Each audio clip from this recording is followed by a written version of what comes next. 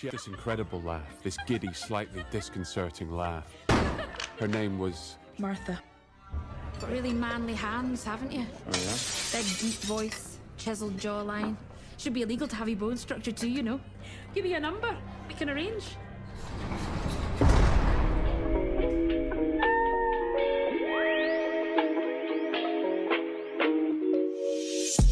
See my days are cold without you, but I'm hurting while I'm near you.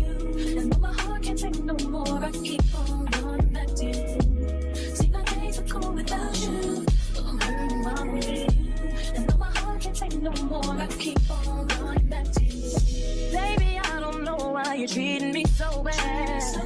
You said you love me, don't wanna bump me, and I was all you had. And all my heart is beating for you, and I can't stop crying.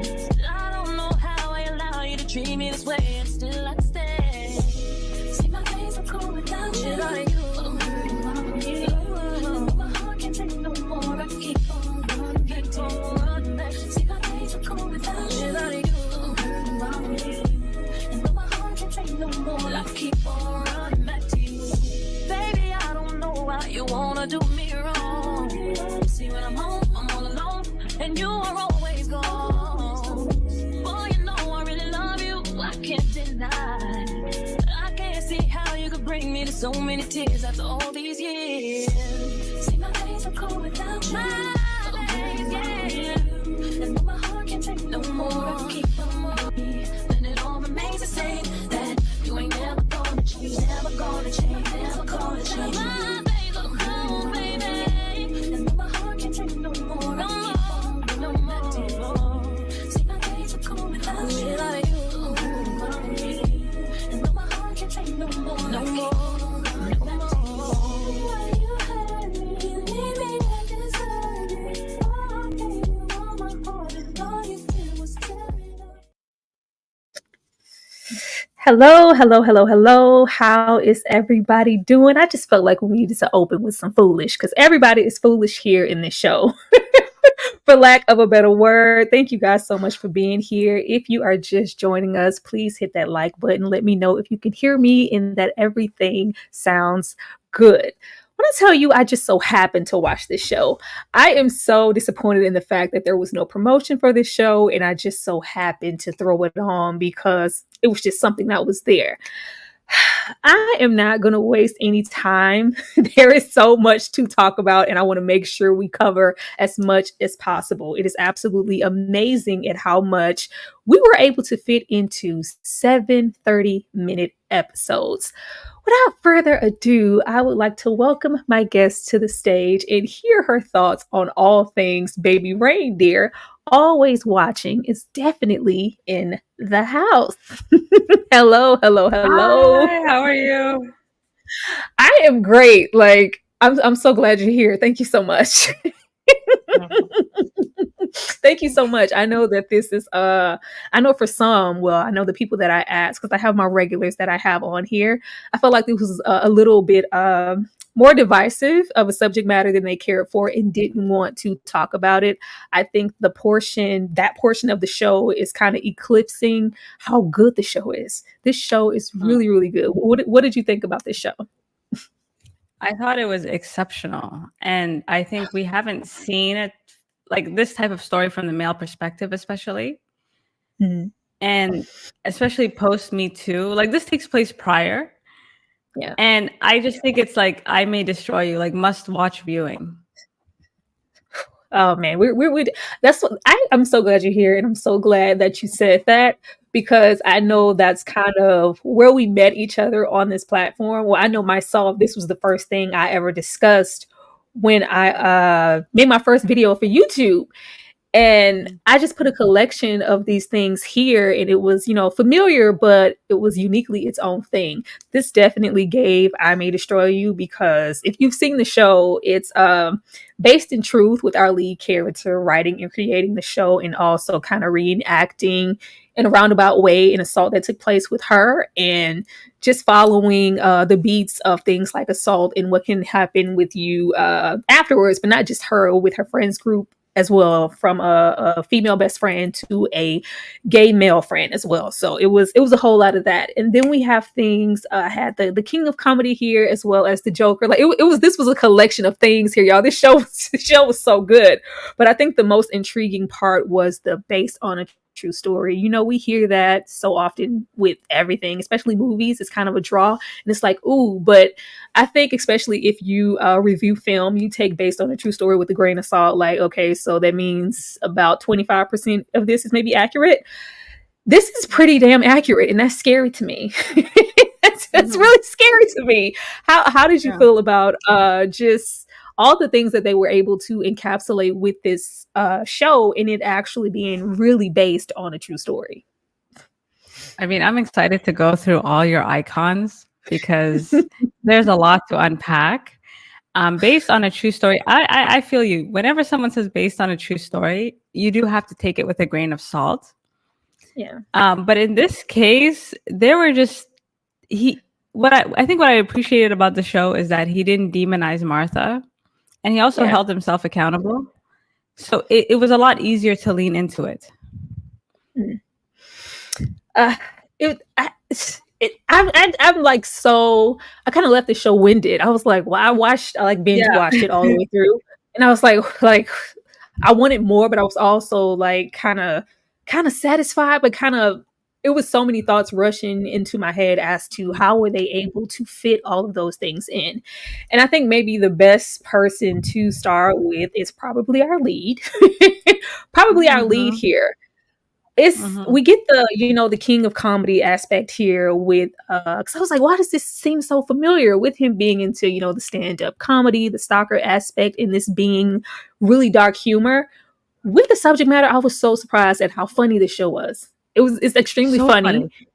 Yeah. And then I feel like we get that touch of mental illness and a lot of displacement here with something like the Joker and kind of those vibes. And then we get into the assault X in that reflection part when we get into something like I May Destroy You. But getting into Richard Gadd, I didn't know because I binge watched it and I like immediately posted it and you told me like, oh, this is him reenacting his own experience. What? What?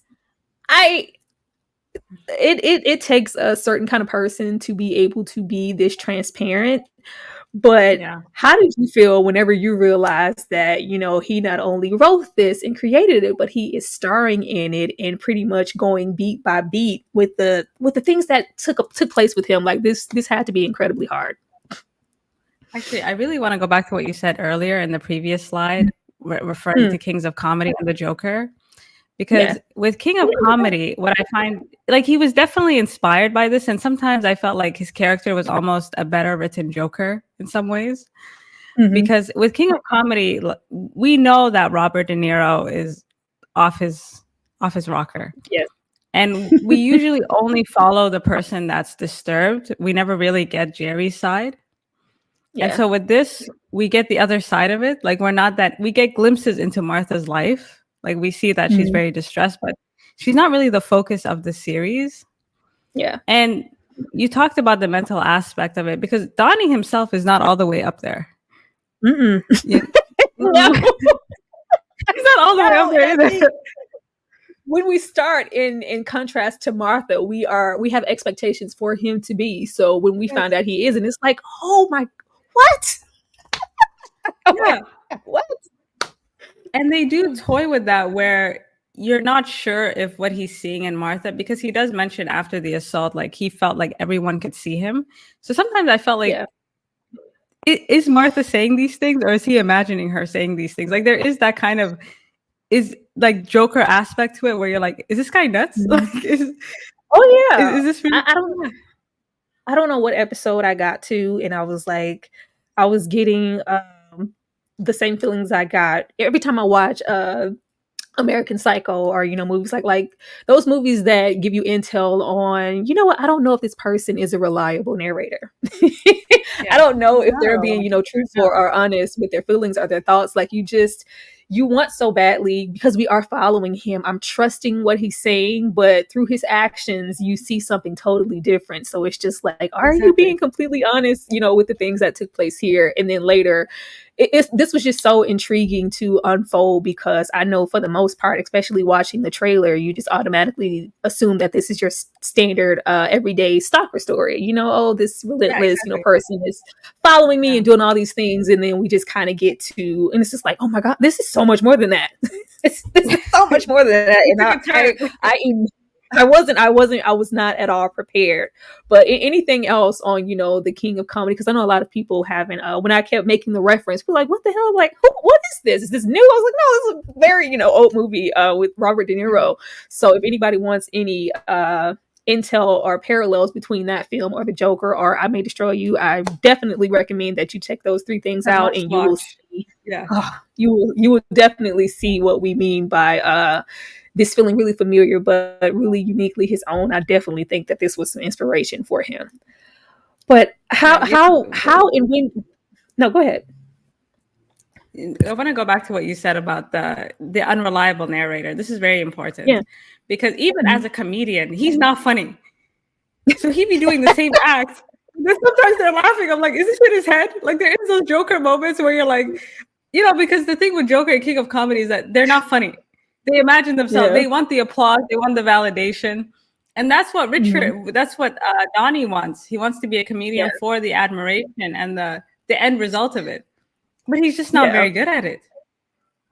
No. So there are moments where you're like, are they actually laughing? No, it's very terrible. I know above all else, I love how devoted he is to his own dream. Like, as long as I think I'm funny and I'm striving and I'm, the props and the costumes, it's like, oh my God, this is terrible. But there's really he believes in himself that much. He thought he was funny. Him being so unfunny eventually became funny to me within the show. And do you notice that he's only funny when someone important is watching him? Mm-hmm. Like when he's on the line. So that kind of switch up I thought was super interesting, because it's like either you're not funny or you're not doing it in the right way. But the math ain't mathing with this man. And his little props and his notes. Like, it's actually so bad. And to go back to the Joker, like I recently rewatched it in preparation for this. Mm-hmm. Do you know that whole sequence with Robert De Niro always bothered me, because I felt like it was so mean.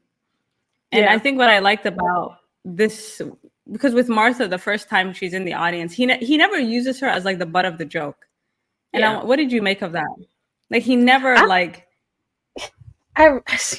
can't even, I'm trying to like restrain, because I have slides for Martha, but I don't care. They were kindred spirits. I do not care. I do not care. I had this guilt. I was like, oh my God, why do I want him to be with Martha? This is so terrible. Why would I walk off wanting him to be with Martha? That's really sick. But their behaviors in so many ways, eventually throughout the episodes, it mirrors each other. So he wouldn't want to give her the same ridicule that he wouldn't want to receive himself. So it's just like, I'm not going to use her as the butt. Am I upset she's here? Is she, getting in the way, especially when he's not bombing for the first time and he's finally being funny? It's like, oh my God, Martha, why are you here ruining my moment? But it's still just never, I think he saw so much of himself in Martha and her the same. And that's just why she clung to him so hard beyond the stalker portion and him just being handsome.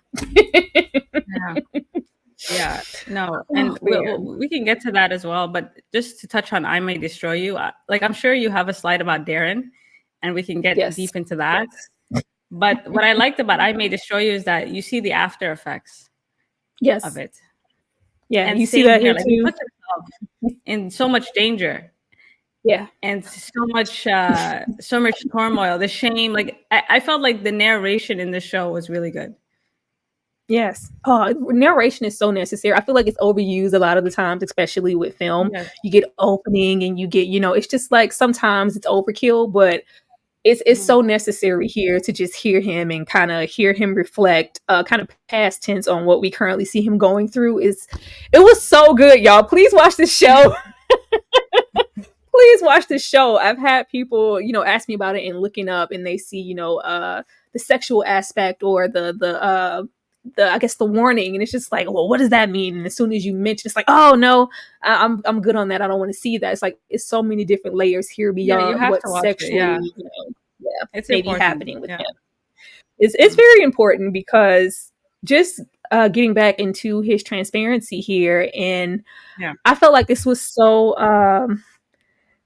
revolutionary to see this from his not where you can speak on him reenacting these things, because that hurt my feelings that he was putting his it really hurt. I guess it shows a lot of growth on his part that he was able to do something like this, and I just could never.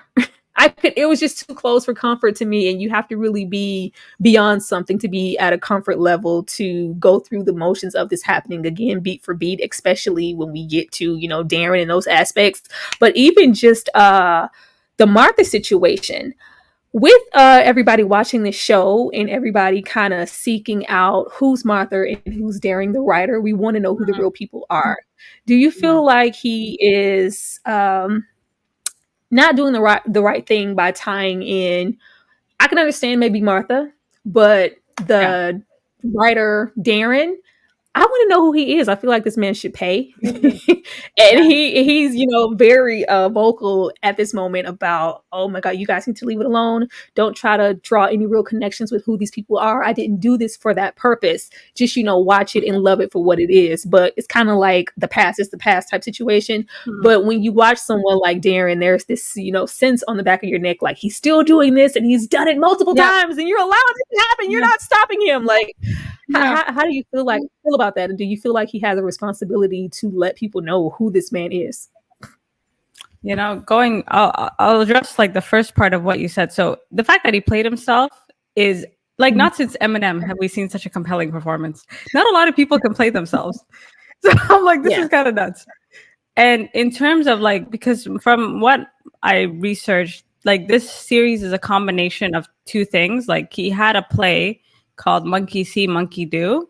And so he was actually like the part about Darren is something that he's already written about and performed. And then Baby Reindeer is the stalker part. So he kind of combined the two. So they were like two different shows. So I think in combining them, that's when you get the Joker and King of Comedy. Now, in terms of his responsibility with Martha, it's interesting because she has a criminal record. So finding her is not that hard. And plus the series makes it clear that she has a record and she went to jail.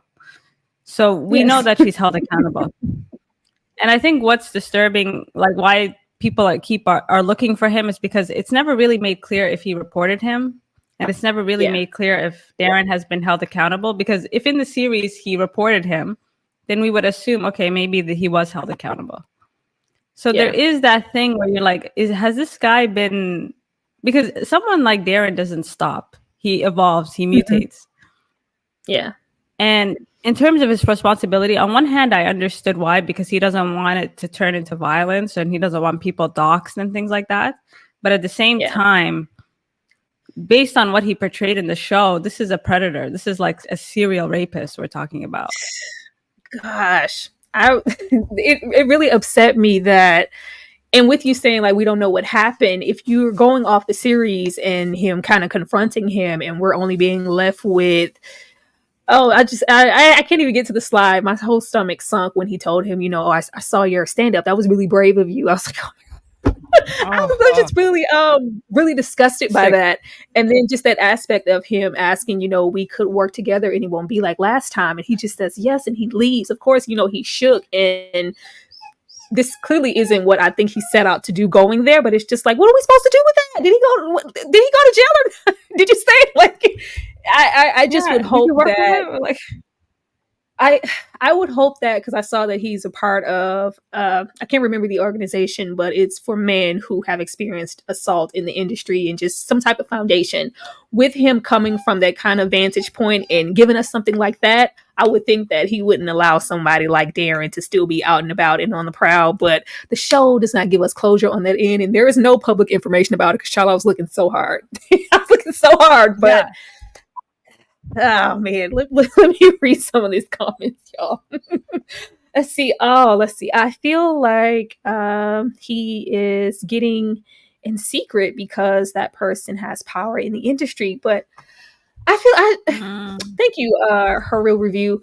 I just feel like in the age that we are in and just all the exposure that is happening, I don't, I just, He could I don't, I expose don't, I him, don't, yeah. I don't want you to do something like this and then still harbor on, well, I don't want to do too much, because just like it kind of just does a disservice to what I feel like this shows a purpose for. There aren't countless times where I can see any type of assault from a complete male perspective done by a male.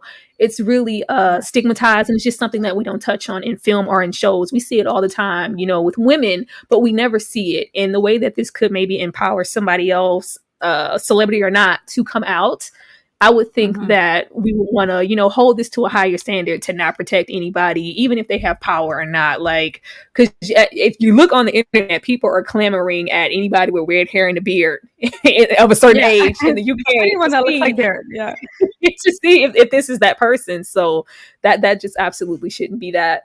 Let's see. The woman is based on is planning to sue for defamation. Which woman? And Martha?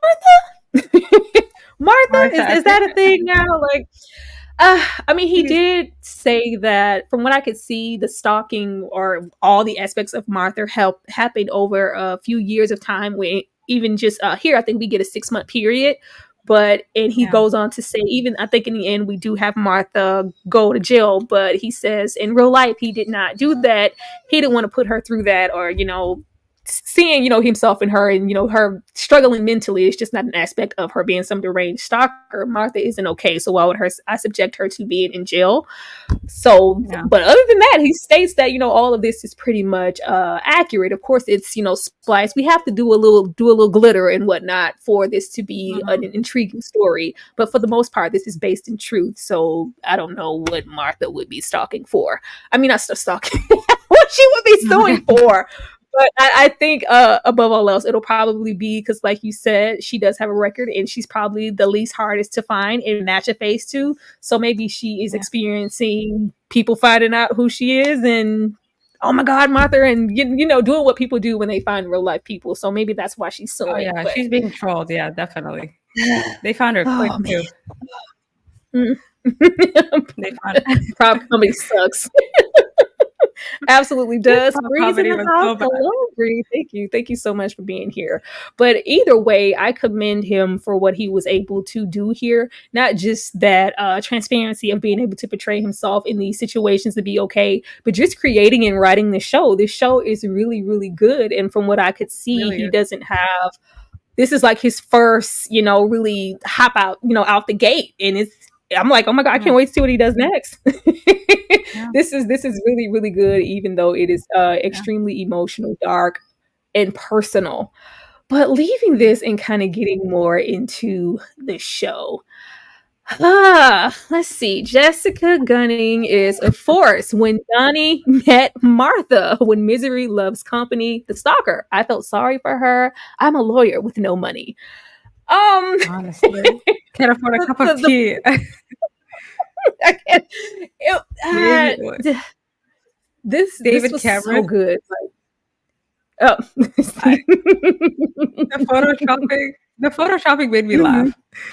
Her face on these like the iPhone sent from iPhone. Yes, like that. He's actually so funny. But there's a lot to say about it because she was a lawyer. That was the question. Because doesn't she have a degree, but she just like ruined it?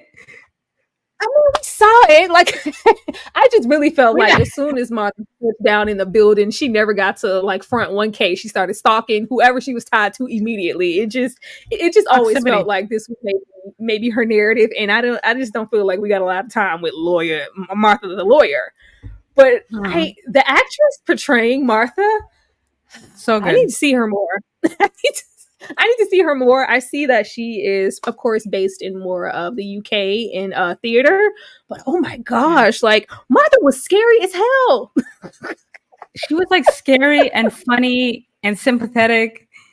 I've never hated, loved, made like she's a roller coaster of emotions. But she was well written.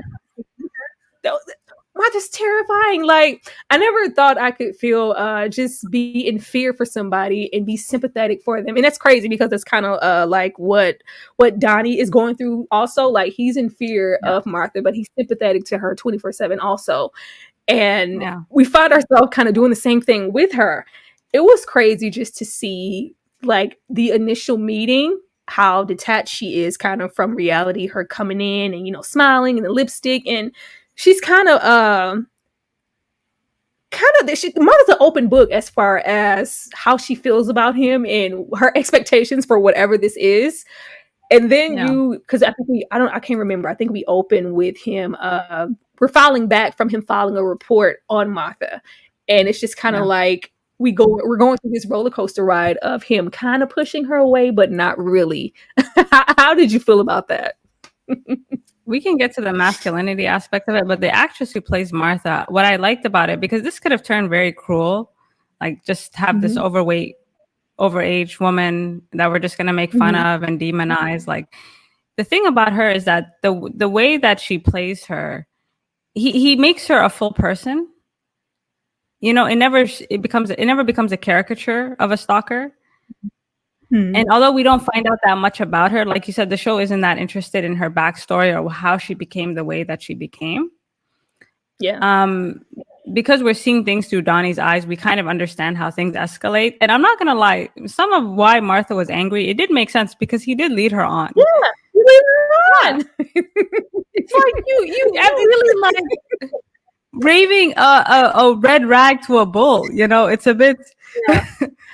I think what do you expect? So much stock in, I think those first like 2-3 episodes, he's only putting stock in the comment about hanging Martha's curtains, and we all know what them curtains were.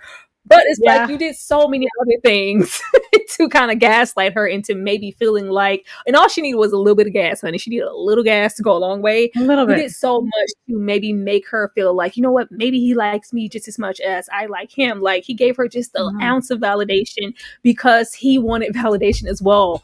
It's like, you know, he made it very clear, like, with his, you know, inner monologue, I'm not interested in Martha. She's an older woman. She's, you know, plus, like, this is just not my type of tea.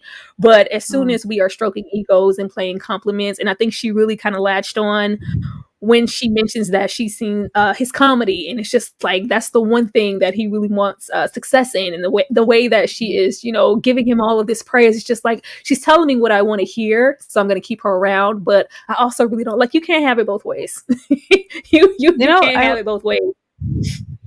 Going back to your point, ahead. you know, as a man, like, there's nothing actually scary about her. That's the weird part. Like, when you look at her, it's like, you're going to report an overweight white, like, that in itself is like, be so for real right now, you know. So there's also that aspect to her where it's like, you can control this. It's not gonna, like, he has that attitude where it's like, I can control this, even though she's sitting at the bar for hours, he's entertaining her. So yeah, of course she's gonna think you like him. Like, she's not crazy for thinking that. Hours and hours and hours every single day.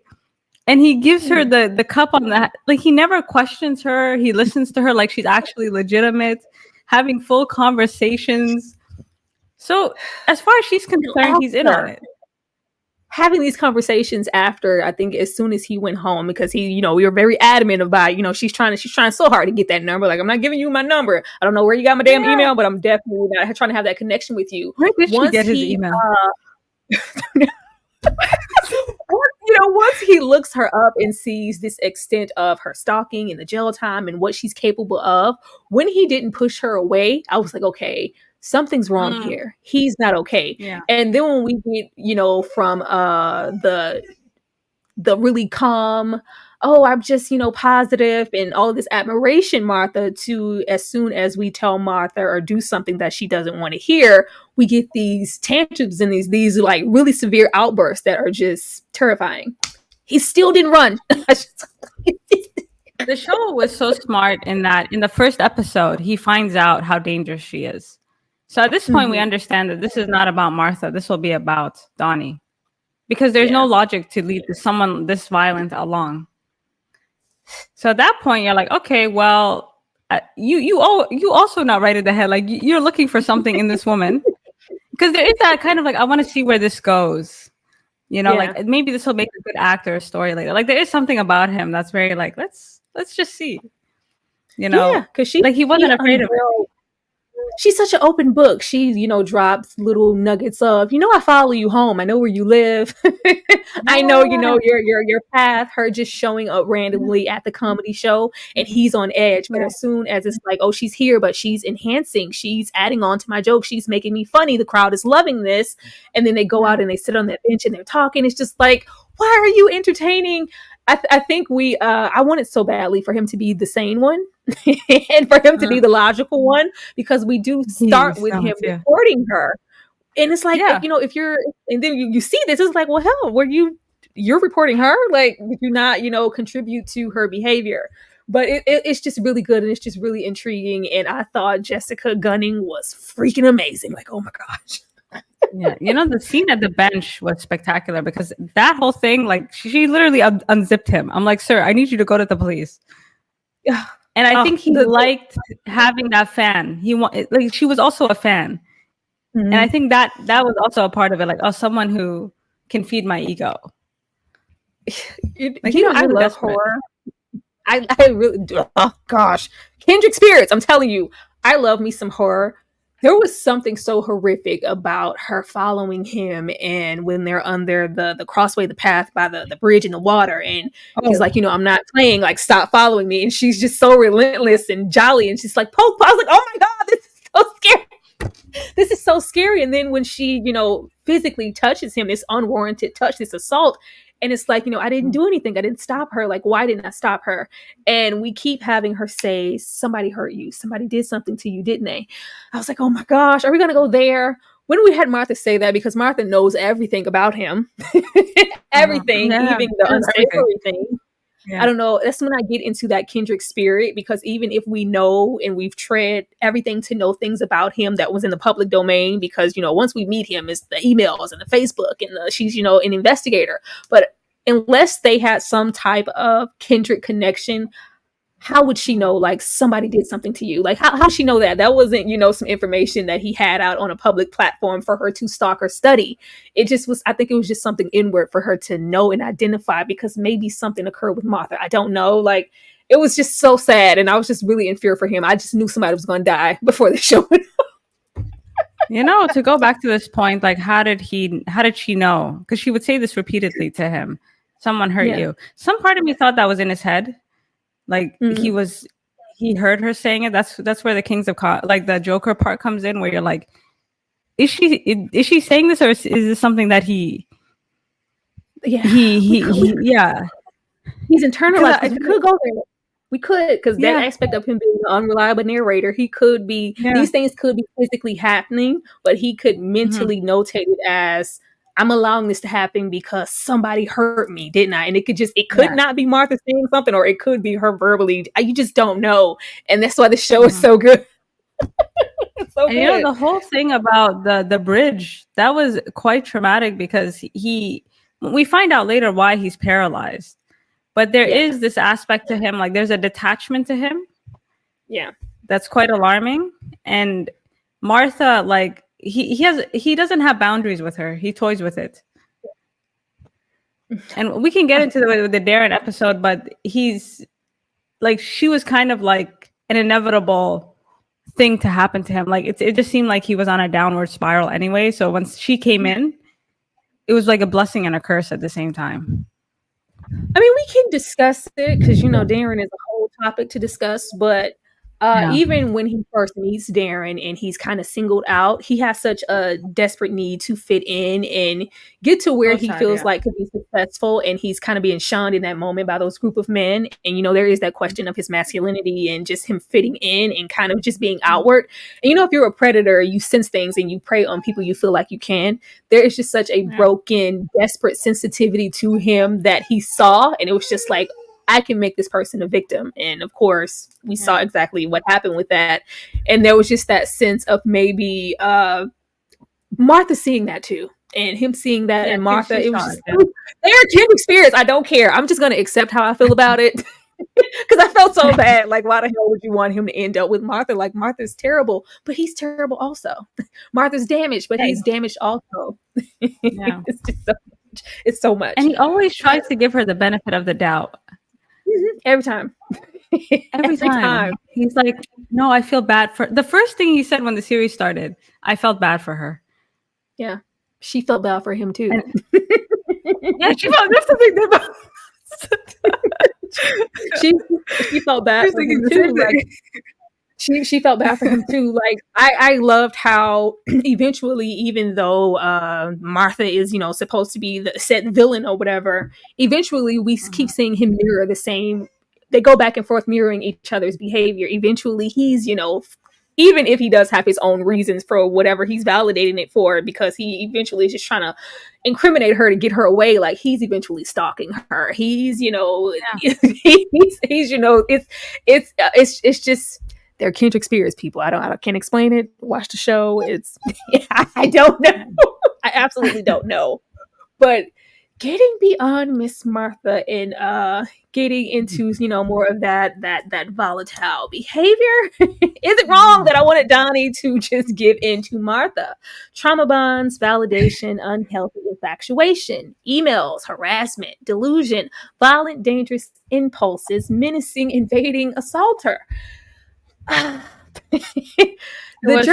show is trauma bonding. You're right. Absolutely. Yeah. Like there was no other reason for him to keep it's beyond I think the first episode, and you're like, okay, those are red flags, and you're just counting down the time, because I think he says, the officer says, how long has this been going on? And he says 6 months. Like, why'd you take so long to report? So it's just like, how far is this going to escalate? Like what's when is the I told you, I think it reminded me of Don't F with Cats. I was like, oh my god, what's going to happen next? How far is this going to unravel before he eventually, what did it take? Because from what I'm seeing, these first meetings with Martha, she's unhinged, she's violent, you never really know, even though she seems, she's harmless. Martha is not harmless.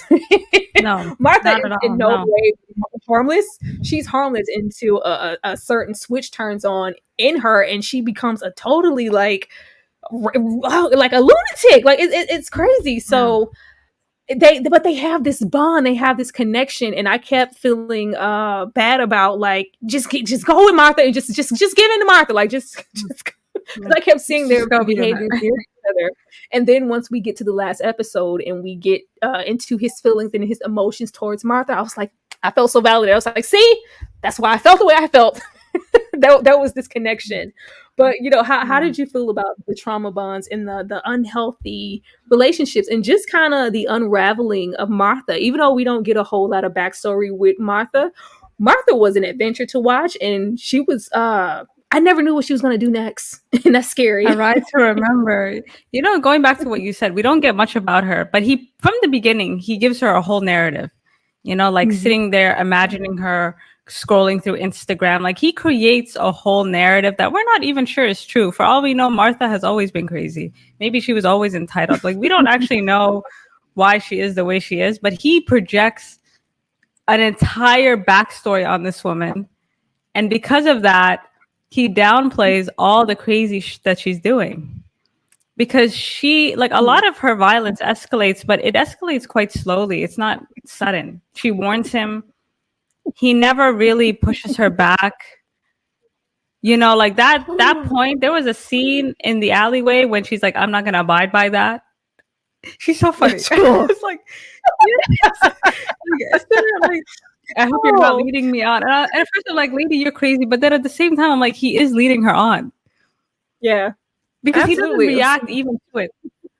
He's just like, okay, Martha, have a nice day. Like, sir, you need to tell her. Tell the police, tell somebody. Like, you never know. Yeah. A person says you wanted him to hang her curtains, huh? When he actually hung them, I was so flabbergasted. Like, when he actually did hang Martha's curtains, like there's always a moment in the show where you feel like he's maybe healing and really trying to put his best foot forward to get beyond Martha. But if there's any ounce of Martha actually being out of the picture, not giving him any validation, any attention, he wants so much attention so badly, he's thinking about her. I'm wanting Martha to the point that he's as equally obsessed with Martha as she was with him. And it's just like, boy, just hang them curtains. Just hang those curtains. I was Let's see. I was not expecting her to attack the trans person. Lord, we Me are going to too. get into. I expected it. I did. Because yeah. I did. The whole narrative of, you know what? I'm a therapist. I need to meet Martha. I was like, you really don't need to meet Martha. If Martha was that volatile at the aspects of a girlfriend in the past and just something that wasn't even physically there, and she's always confronting him like, so you got a date? Is it your ex? Like, there wasn't even a physical person there. They were long broken up. So the moment I just knew it, I could feel it because she was, the therapist, rightfully so. I can fix this situation, thinking that Donny Tony is the sane one. Oh, you know what? If Tony, we can talk about that. Yeah, he's. Maybe I can reach her where she is. What did you make of the emails? The emails, the thousands of emails. There's thousands of misspelled. We're gonna leave off the E just because we can. Emails like the gosh, the dedication, and he's getting these notifications, and he doesn't think anything of it. It's like the dedication that Martha had to send those emails, let him know what she's doing, what she's thinking every ounce of the day, and along with the admiration, and along on top of her being in the bar for hours, watching him work and following him. Like, it takes a lot of dedication to be that much of a stalker. Like, if the emails alone, I had already said that. I said, if these emails alone didn't make you go and it took you 6 months, there's no telling what Martha was able to do in these 6 months to you for you to, just abide and let it continue to happen. Because I thought the emails were all of the nicknames, and I felt like Martha was using those emails to create her own narrative as far as what she thought their relationship was. Like, I'm not there, I'm not physically talking to you, we're not having sex, we're not dating, but you're reading my emails. It was just a way for her to communicate and just be just as overbearing away from him as she was in his face. That's what I took from those emails. What about you?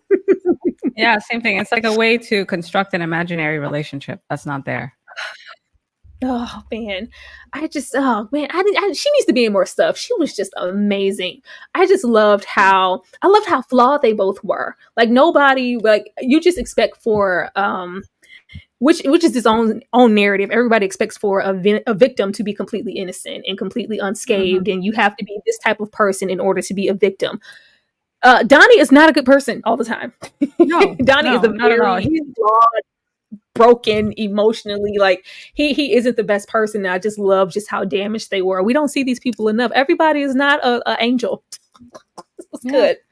Yeah, and it's not black and white. Yeah. Nothing about this show is ever black and white at all.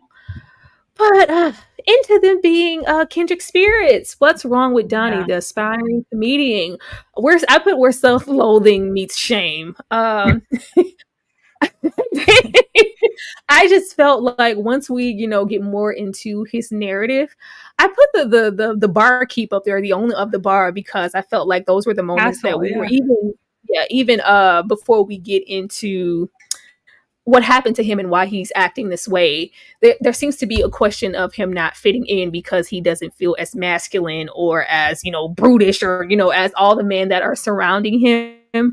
And it just felt like he felt there was a need to pretend to, it was so good just to watch it unfold, because it was like, why are these men being, projected as just hyper, like, oh, just completely unaware. Of course, the whole situation here with Martha, they found it entertaining. It's the, comedic beat of the bar, and they often make fun of him.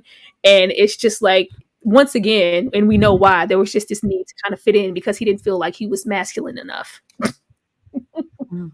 Yeah, this is a good point, because from what I see, he doesn't have friends. Like, it didn't seem like he hung out with anybody. And these bar guys, like, they make fun of him. They're just like they look at him. First, he's a comedian. He's not that funny. He actually was hiding the comedian part of it. Yeah. So that just made them hate him more. They're just like, so they don't respect him already. And he doesn't feel like he fits in anywhere. Like, I thought it was interesting that he was always isolated. We never see him talk to his friends about her. We never see him really hang out with anybody. He's alone in this house. So kind of Martha was his only friend in a lot of ways. Yeah.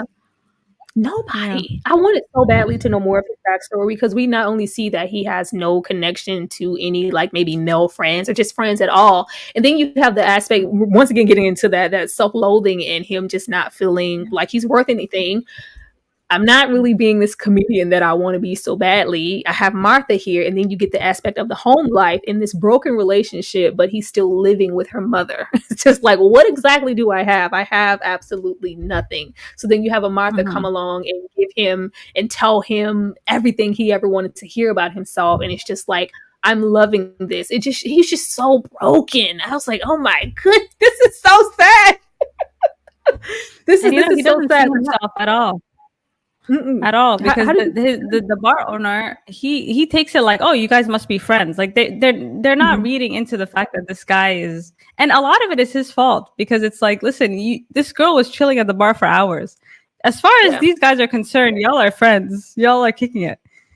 Yeah. So there is like they can't read it.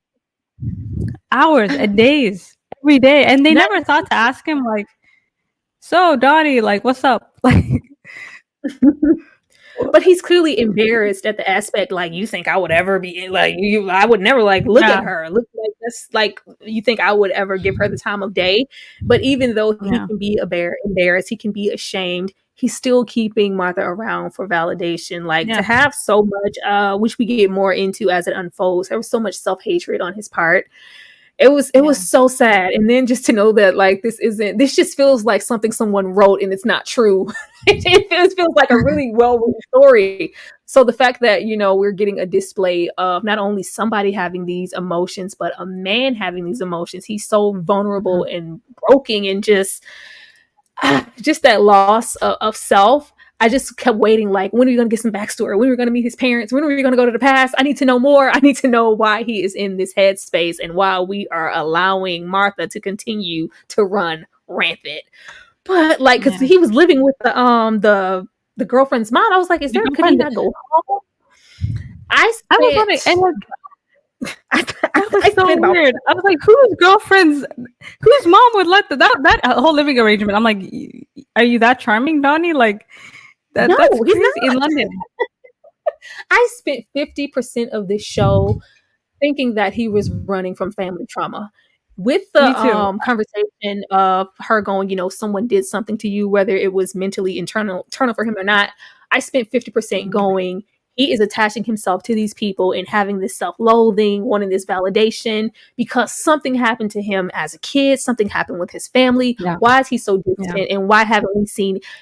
When we didn't get that, I was like, what the hell? It complicates it more because you're like a victim. Again, we talked about this. There's many different forms. Not everyone has the same backstory. Not everyone has to have this trauma. I was being formulaic. Shame on me. Shame on me. I was being very formulaic in my thoughts of, this is family trauma. He's attaching himself to the girlfriend and the mom. She doesn't even live there anymore. His mom must be horrible. Maybe his dad did something to him. That's why he's attaching and having these unhealthy bonds with people. This is why he's aspiring to be and I just love the whole backstory because, some of the world's best comedians, they have the worst lives, the worst narratives, the worst experiences, and they flip it and turn it into comedy. So getting into that, I was like, we're going to get into his past and meet these horrible parents or some trauma happened to him as a child. And then it didn't. I was like, oh. Yeah. And you find out he comes from a very loving home and his parents are chill and lovely. And I'm like, okay, this is getting... and then it's weird to say... But it does, like, as an audience, we want an explanation, and when we don't get these formulaic explanation, it's hard. Like, your sympathy for him does wane. Yeah, because you're like, okay, then why are you doing this? Yes, and it's almost like just because I want.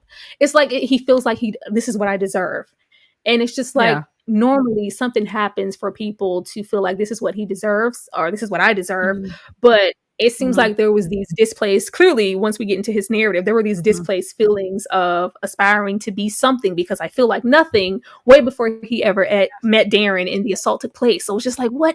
Yeah. Why? I just wanted to know why. And I was intrigued that we didn't get that answer. Yeah. Oh Lord, hello Nelson. Let's see. His story is very similar to the Diddy accusation by D. Rod. Very, very sad. Yeah, getting into that with the not saying who this Darren character is. This is an age of exposing people. So if this man is still out there, please let people know. His comedy was extremely cringy. Yes, yes, it was. Very. It was. It So bad. was. It was. It was so terrible. I see his dad confession scene almost got me. Was about to cry like a baby, then call my dad. Oh gosh, it was I didn't cry. I did not cry. I just was so intrigued and just waiting for certain things to unfold for him because I just knew that the dad was a place of contention. And I didn't want to think any ill things of the dad. I was like, did the dad do something? Did he beat you? Like Yeah. The mom do something? Yeah. did his mom do something and it's just like they didn't. He doesn't have any siblings. We see I love that episode when we kind of got a break and we get into Yeah. from Martha and we get more into his backstory and him first arriving there and going into the bars and trying to get his footing in stand up and him just being so excited, whether I make him laugh or not. I got out there and the props Yeah. and the wigs. It's just, oh God, it's terrible.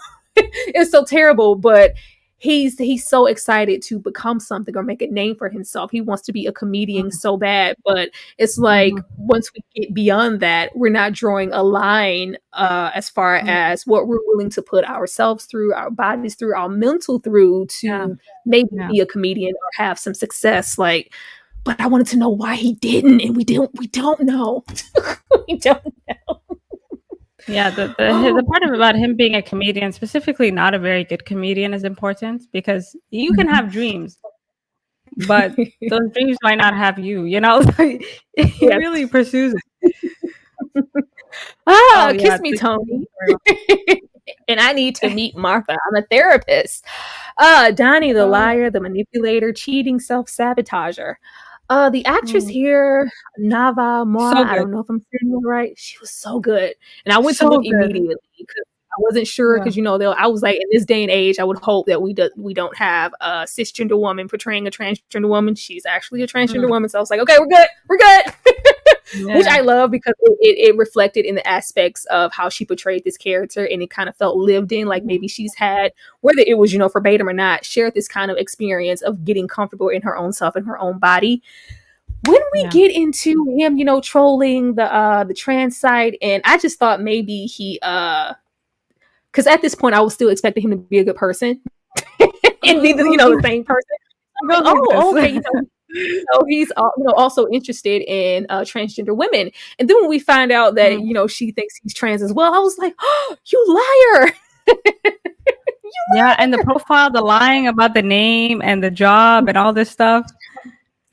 Masculinity, I'm rough. I do construction. I work with my hands. Like, aren't I manly? Yeah. Like, because he could have picked any job. He didn't want to put, I'm a kind of fleeting comedian who's not really all that funny. But you could have picked any job. The fact that he picked, the manliest of the manly jobs, because there's that question of him being not as masculine. I'm a construction worker with, rough hands and calluses. Like, no, you're not.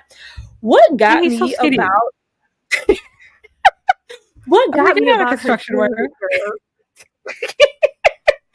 was that she's clearly very educated. She's very knowledgeable on reading, human behavior, and she sees him completely for exactly who he is. Even more so before the lie is unveiled, she can tell that something's off, something's wrong. We have him, come clean. She learned about Martha and kind of want to be done with it. She keeps entertaining him. Yeah. That was kind of what was getting me, like everybody just kind of having these people around them that didn't really deserve to be. And I thought it said a whole lot about them, that she could see, like, she kept clocking him like, oh, you like this, you want Martha around, even though she's these things, you are this, and you're thriving on it. Like, or, when she kept saying, something's wrong, why haven't you kissed me yet? Like, something's off. She's always constantly asking him if he's okay. Like, she knows something's off. And even when he confesses that, he's completely lied about himself, like, she just keeps entertaining. And I was like, girl, if you don't get away from him, get completely away from this broken person. But everybody just wants to be, a fixer-upper. Why do you think she was just so so intrigued by Tony Donny, and why did she keep entertaining him even after she found out and knew all the time exactly who he was? You know, going back to what you said about masculinity, because he is hiding her. He doesn't want to be seen with her. He lies about where he works. She even asks him, is that where you met, at the bar in Camden? And he lies straight up. So he's not even honest about Martha, even though he tells her about Martha. And from her side, I think everybody on the show, like we like, you get the sense that maybe she was used to being hit, and like a lot of her insecurities, like there was that aspect of it where you get the sense that she's like, okay, this comes with the territory. Yeah. So she also was dealing with maybe low self-worth, which is why she was going along with this man that she knew damn well was hiding something. Yeah. Like, a man takes you to a shady bar. You can do better. He's hiding you. He's hiding you. He's hiding you. Yeah. He's hiding you, and he's high. He's clearly, doing. Just like, she could just see, and she could tell. And I thought like she was kind of done with it, but when we have her happen to, be at his comedy show and kind of sympathize with him, and when Martha attacks her, and he's just standing there for so long, and he's just looking at like shocked, like, I can't. That's not something Martha would do. Like, he's defending her. He's like, "We gotta go, Martha." Like, oh my god. Even the aspect of him being that in fear to run from Martha, like they're going down back alleyways and doorways, just trying to hide, and it's just like, and she's just like, "Oh, like I'm like, what are you doing? Like, get away from this man." Get away from this man. But once again, everybody just has this problem with their self-worth and maybe what they're willing to tolerate from other people to, have someone. And she knew she deserved better, but it's just like, not only, I don't know what was to like about Donny. Donny didn't have that. No, go ahead. Go back to your point. It's important that she was a therapist, because there is that kind of, I can fix him. Yeah, I can see the trauma, and Donny has this too. Like he tries to see the good in people. Like, he gave Martha a lot of benefits, and I felt Teri was doing the same thing with Donny, which is like, he's a good person, but he has his demons. I need to we can unpack that together. And then so when Martha attacks her, that's the first time she saw like, oh, it's like that. Like you let it get to this point. And so I think she overestimated her ability to control the situation a bit. Like she gave it a lot of benefit of the doubt. When Martha pulls patches of hair out of your head, you've lost all control of the situation. And she knows this, because when they link up later and they're cohabitating for whatever reason, she tells him, outright. Yeah. There, and she knows that he's hiding her. She knows that there's that bit of, she admits it. She says it outright. You're ashamed. You're, ashamed about your feelings. We also have, that sexual empathy that's happening to where he's not, he takes, what he has to do, after we get it on with Martha and close them curtains, then we're able to perform. she knows that, like, you have no redeemable qualities. You lied. You manipulated me. You allowed Martha to attack me, even when we get into him going to report. And it's like, well, why hasn't anybody came to say anything to me? You reported it. You didn't even mention me. You didn't mention her attacking me, because mentioning me would be you admitting things to yourself that you're trying to hide because you're ashamed of me. Like, I was like, why is he here in your space? get him out of here. Get him out of here. Also, trans women and men, they get attacked all the time. They like, it's not something that. So I felt that he should have. It's like he wasn't even taking in the severity of the situation. It's like, this is not a small thing, and I think the fact that they were cohabitating, like, I like that we got both their perspectives, because we know as an audience that the reason he's not being like stimulated is because of what happened to him. Yeah, and so there, I love the differing perspectives in this small little house, because it's like a pressure cooker. Because the longer that she's waiting for Donny to figure something out, but she doesn't really know what he's figuring out. That's the thing. She doesn't actually know about Darren. She doesn't know about any of these things. But just like him with Martha, she allows it to continue. She gives him chance after chance. Everybody's just mirroring the same toxic, negative behavior. And I thought that was so cool. It was bad, but it was so cool. It was so cool. It was nice, she lets it go until it just blows up. But she's like, you know what? I can't do this anymore. And she admits outright everything that she ever thought about him or thought about their situation. It's like, you always knew these things, but you kept entertaining him because it gave you validation of you actually having somebody here. And I just love, the narrative of I fought so hard to get comfortable and get to this space to go back into hiding. And, and what was to hide? I was like, Donny, you ain't nobody like us. But, that's once again, him. in his mind, a hint towards his masculinity that he would be, even though he, in his narration, he speaks of her so highly. Oh, she's smart. She's beautiful. She's everything. Yeah. Woman, and the butterflies. Everything about him is a hiding.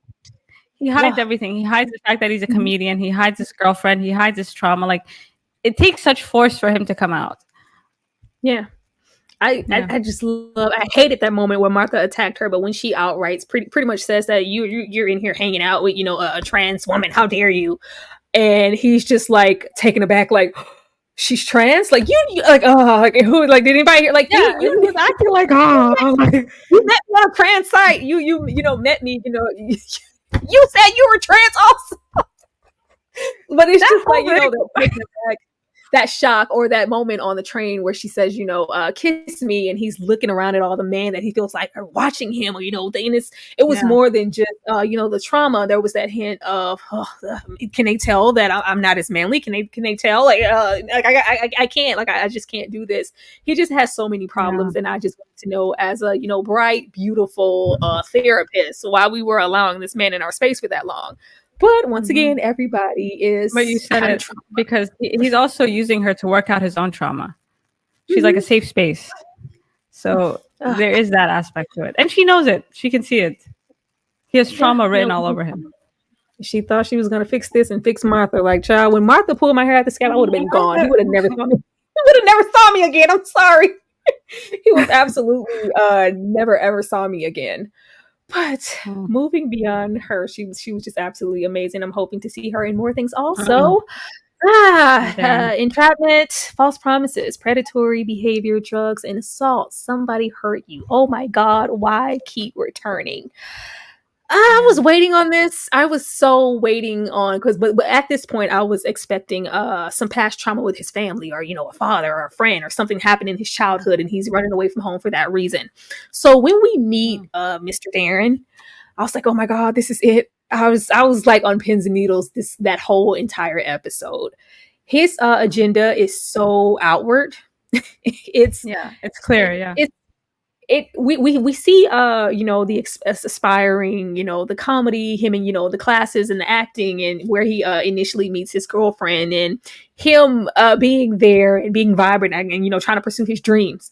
But at the first aspect of meeting this man, it's just like he attaches himself to him so heavily, and it's just unwavering to where he'll pretty much do whatever he says, be wherever he says be.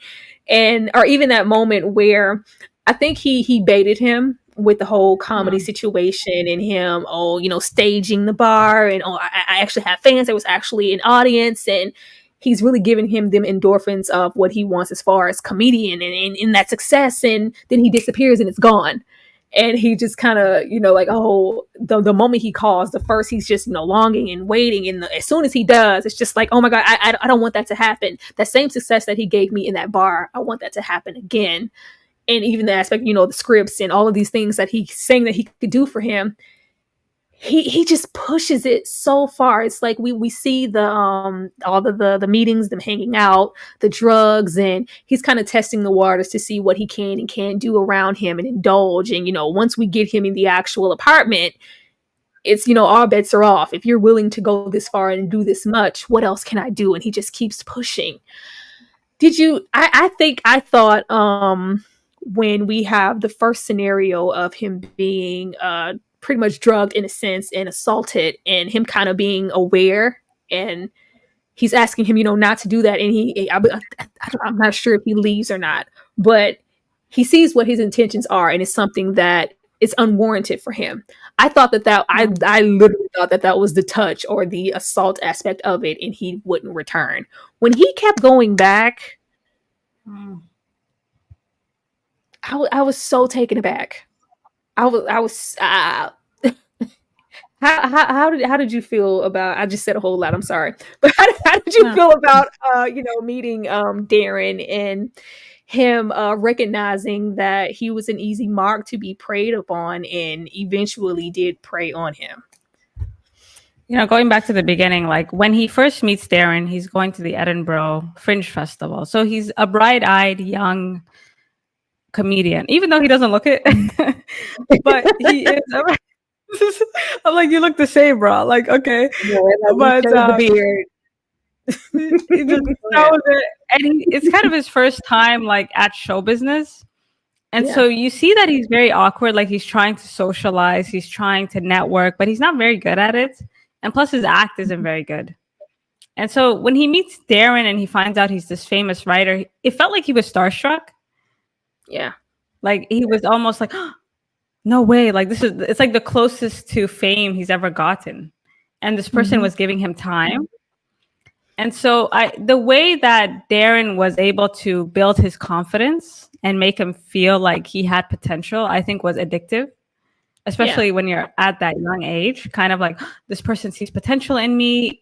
And the weird thing with Darren is that his notes were pretty good. They did make him more funny. Yeah. So there was something. So as far as Donny was concerned, he's like, well, I'm getting results. Like he does care.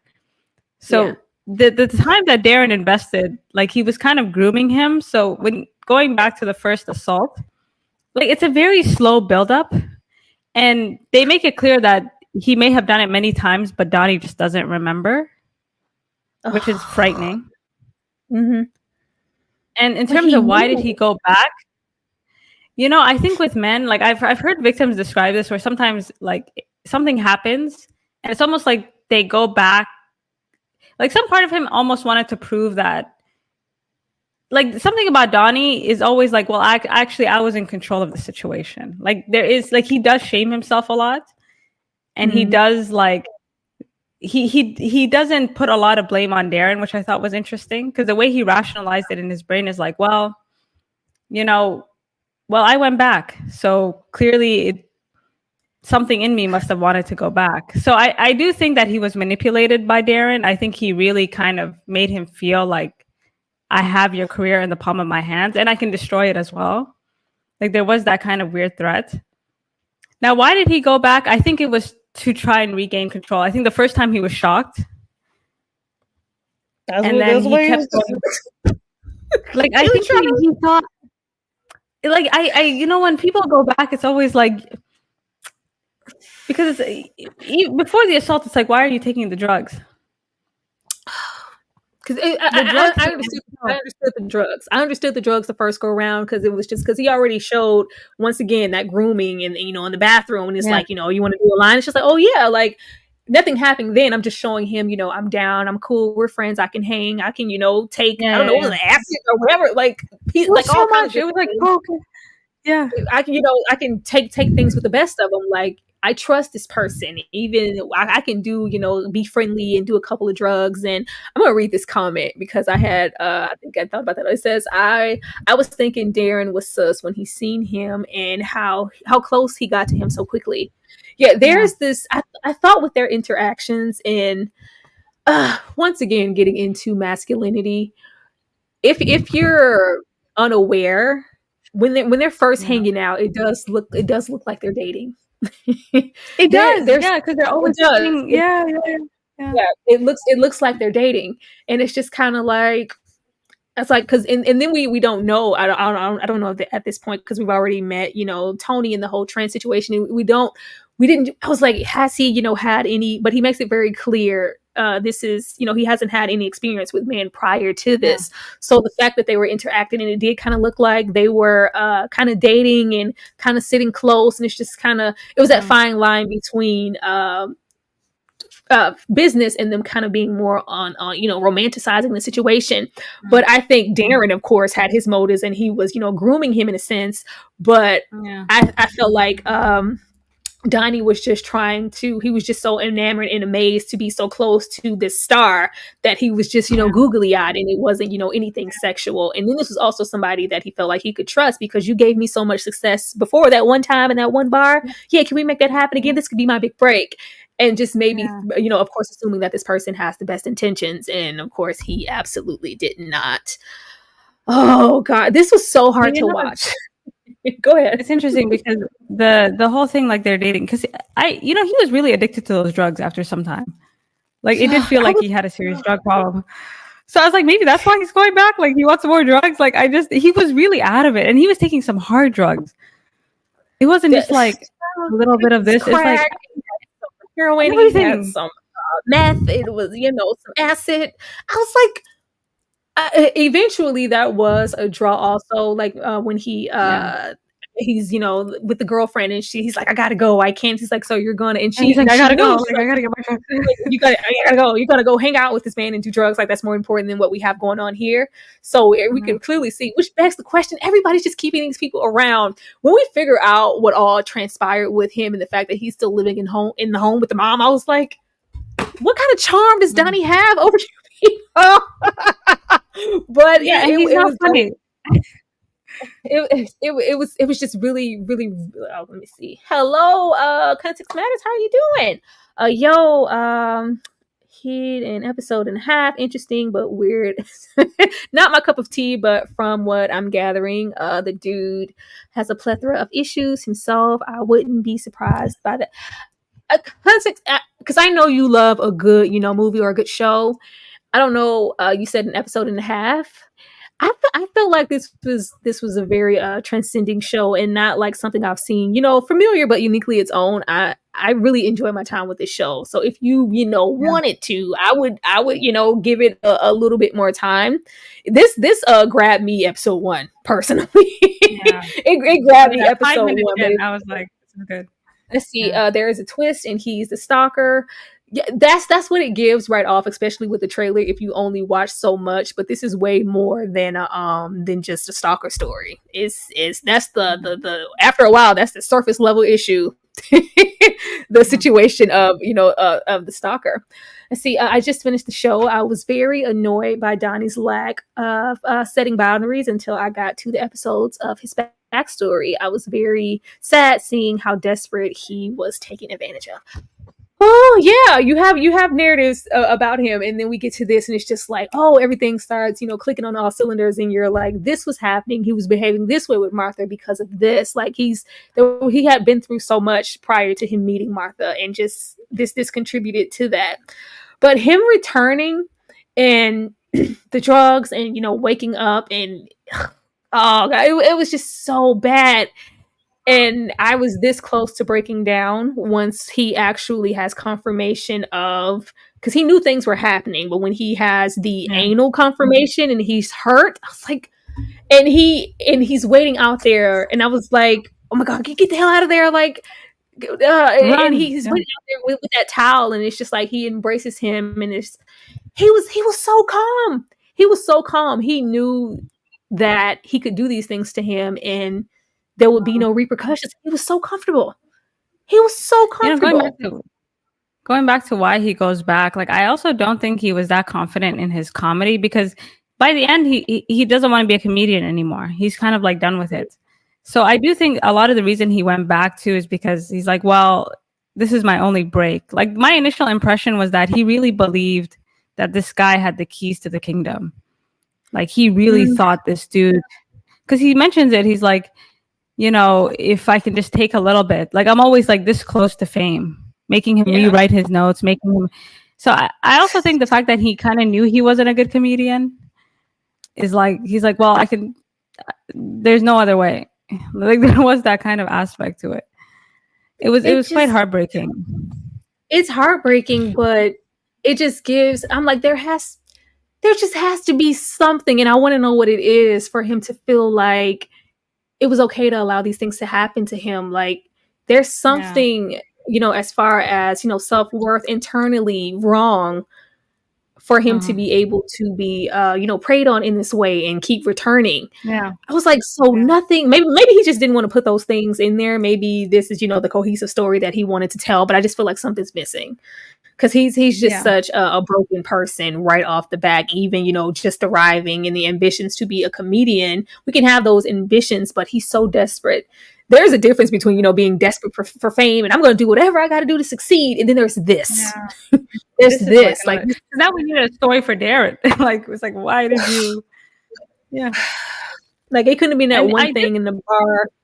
No, go ahead. Yeah. I liked how it was very tastefully shot. I will say that. Yes. Oh, I was waiting. I was like, please don't. Please don't. I was waiting after I realized like it's going to be multiple times. With the elusiveness of those drugs really helped those scenes. Because if they were just, so straight, well shot, yeah. The whole show is like really well. We didn't speak on that. The whole show is really well shot. Yeah. There's some really great lighting and cinematography, and angles with the shower, a lot of things. Like it was just the walking, the lighting, it was really well shot, and just the elusiveness of these scenes and him being out of it in this euphoric sense, even though these triggering, terrible things are happening, that really help make these scenes as digestible as they could be under the circumstances. Yeah. But yes, leaving this, or even the mention of after it happening, he wraps him in that towel and he asks him if he wants breakfast, and it was that was also gaslighting to me, like like, this is a part of the business. Like this is just what we're doing. Like I thought Darren was projecting and saving his own ass just to try to like perceive these things like this is normal. This is not normal. This is assault. this is that. And Darren is really good because he does feel like his friend. Like I think he's really, really good at, because it was a slow buildup. It wasn't all at once, and he kind of leaves him for a period of time. And then contacts him again. So then, Donny was super happy. So he does kind of build this rapport with him to make him vulnerable. So I think Darren is like a seasoned groomer. Like he is very good at what he does. And he's very good at putting people in a vulnerable place. Disgusting. Drugs. And once he was touched, it's like, well, I'm already damaged and drugged. Oh gosh. Let's see. I don't think there has to be more to his past, because I just think society so demonized man going through that type of trauma that he would have wanted to deny that it was going on. Yeah, but he just has such a low sense of self-worth outside of him having those comedic aspirations and how he feels if he's not achieving those things, and what he's willing to submit himself to maybe aspire to be whatever he feels like Darren can do for him. I feel like there may have been something, but it could just be like, this is just, who he is. But that's me wanting more, where I guess I need to stop asking questions. But leaving Darren and getting into the aftermath, but stigma, the internalized shame, sexual confusion, promiscuity, down spiraling. Did I ask for or deserve this? I love that portion, even though is as grotesque as everything is after the assault. It was really good to get that visual interpretation of what occurs after some people are assaulted from this type of perspective.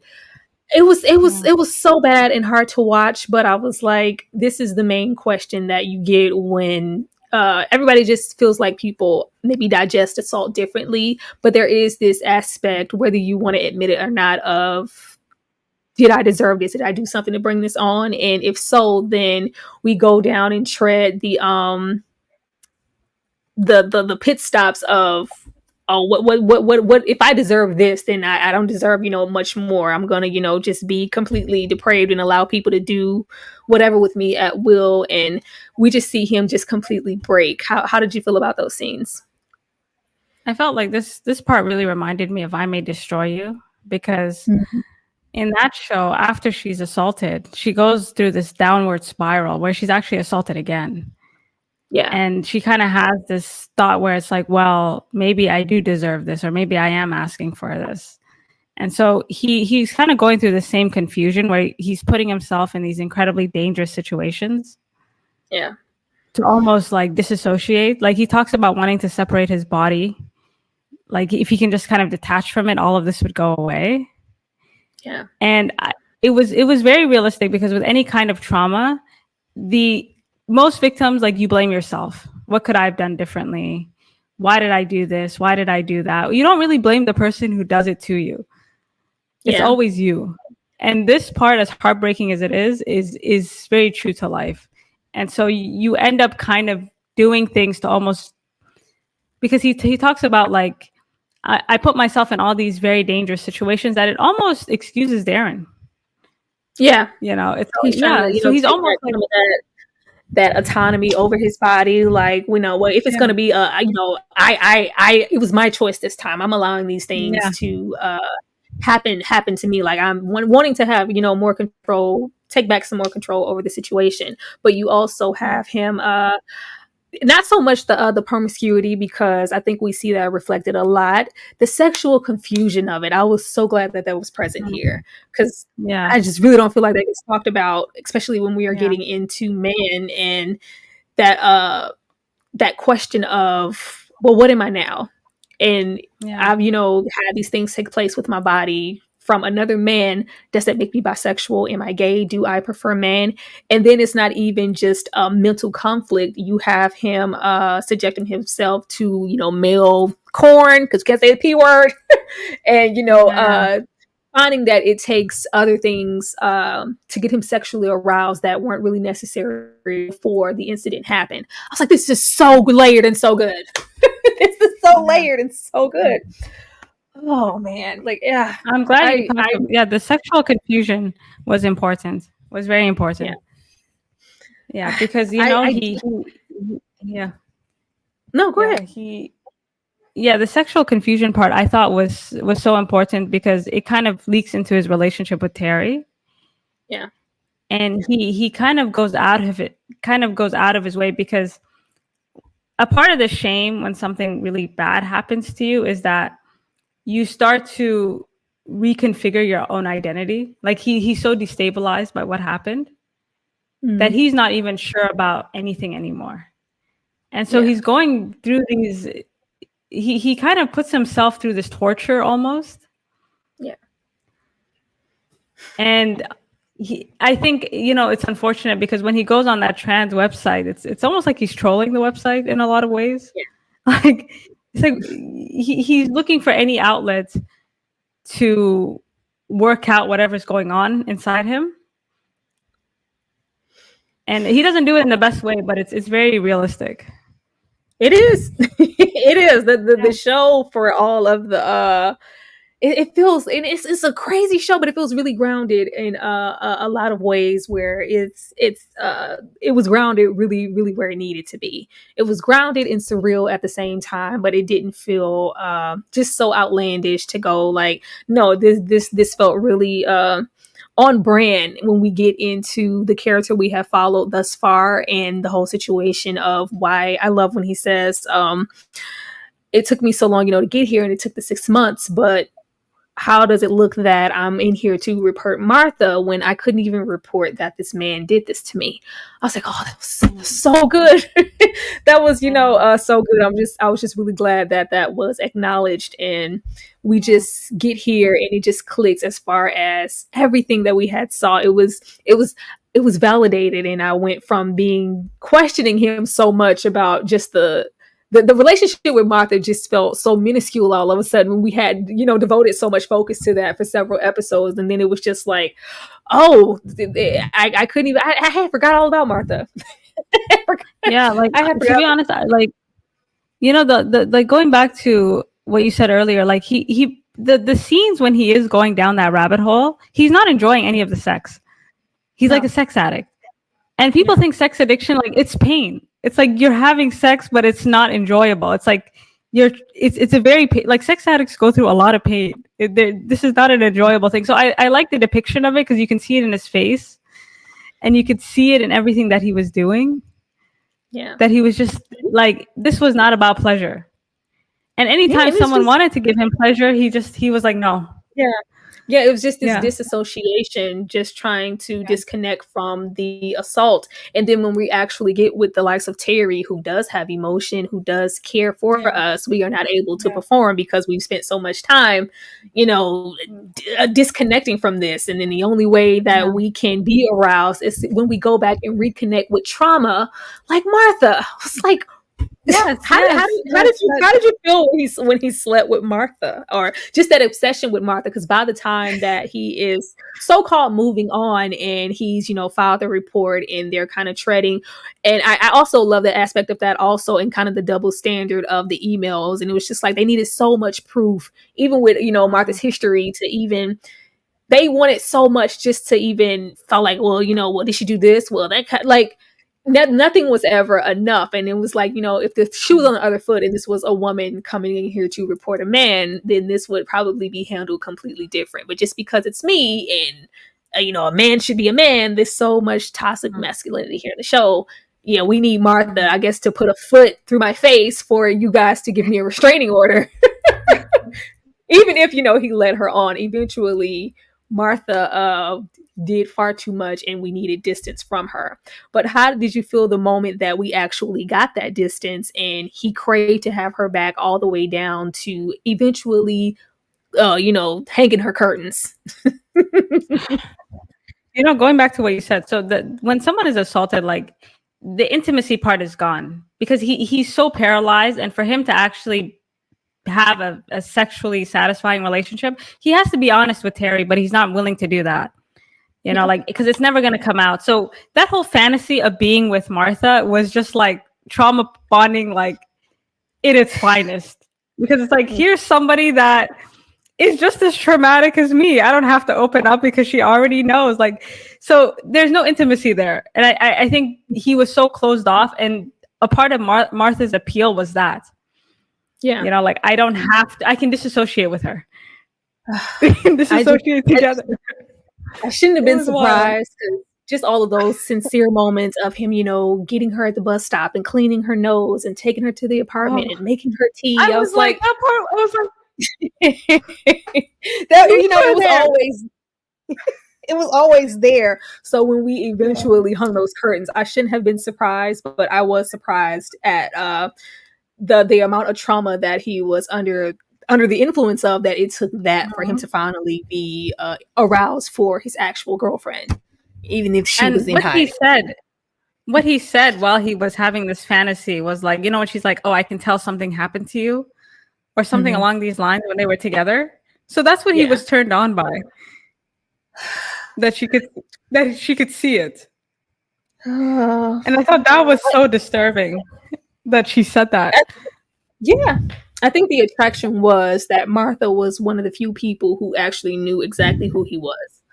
And this was, the one person he wasn't lying to or trying to be something that he wasn't. She already knew about, the past and the failed comedic career and wanted to support him in that aspect. She already knew about, the trauma he had experienced, and whether it was, indirectly exact or not, she knew something occurred. She, already knew even though she boasted his ego every opportunity she got, she knew how much of a flawed person that he was. So it's like, this is the one person I don't have to pretend with, but it's also the aspect of, I'm completely like, just turned off by Martha. Like, I need to disassociate that bad. Who am I most disconnected to in the world at this moment that I would just be depraved at the aspect of sleeping with him? Martha, let me go to Martha's house to get my kicks. I was like, this is crazy. I was like, if you thought she was stalking you before, what the hell you think she's gonna do now? And the way he embraced her, I died. Like, this show is like, I feel bad for laughing at some points. He really embraced her. He's like, yeah. I'm like, no. Now he's just as crazy. Him pleasuring himself to that photograph that he was so depraved by, and just that she left in the lingerie. And when you first got it, it was just like, oh my god, why would you leave this and infiltrate our home, acting like off-duty lawyer, whatever she is, trying to spend the night and do these things. Like, why would she leave me this photo of her in this lingerie? But we kept it. He kept the photo. You had it that entire time to later do that to it. Like, he was already from jump as invested as she was oh my god, it's so sick. Yeah, he kept all these souvenirs, and he never threw any of it out. Threw anything away. Like when we get into pretty much Martha becoming more and more standoffish, and up until the point he actually sleeps with her, and then we get he wants to sleep with her, get what he needs from Martha, and then disconnect, and then she, you know, treads into the escalation of starting to harass his parents and do all of these other things. When we have her kind of flip the script and we find out that Martha has been recording everything all the time, I was like, what? Martha has been recording. Yeah. I was like, what?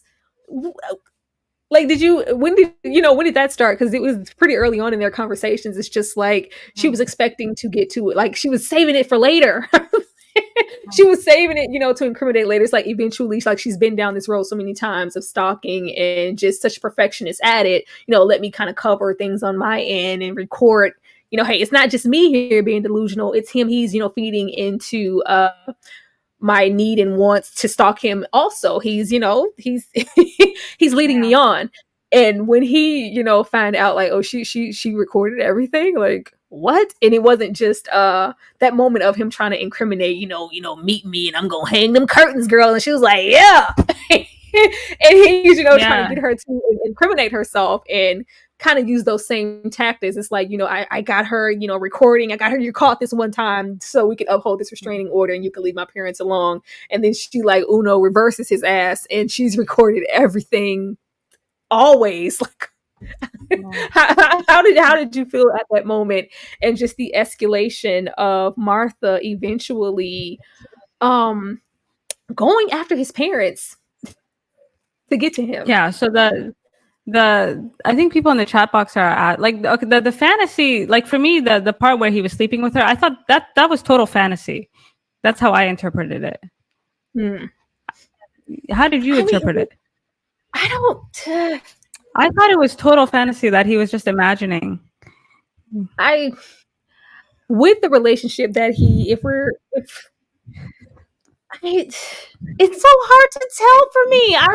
I really, it would not surprise me if he hung Martha's curtains. It really wouldn't. Because he's unhinged, yeah. With how damaged he was and essentially what he needed to feel sexually aroused and validated, like, I would not put it like we entertained Martha so far. Who's to say we wouldn't entertain her further? I just really don't. I could believe it. I'm sorry. I could absolutely, with how obsessed he became. They were just so kindred in so many other ways. I just don't see them drawing the line at, well, you know, I would never sleep with you. You did everything else with Martha. You entertained Martha. Y'all were mirroring so much of each other's behavior. And we know, you know, from episode 1, she wanted homeboy to hang them curtains bad. So I'm under the impression that you maybe wanted to hang Martha's curtains. Okay. So I would not just solely put that under the sense of fantasy. I don't know. Let's see. He ultimately failed to protect Teri. Absolutely. From day one. Let's see what he was used to.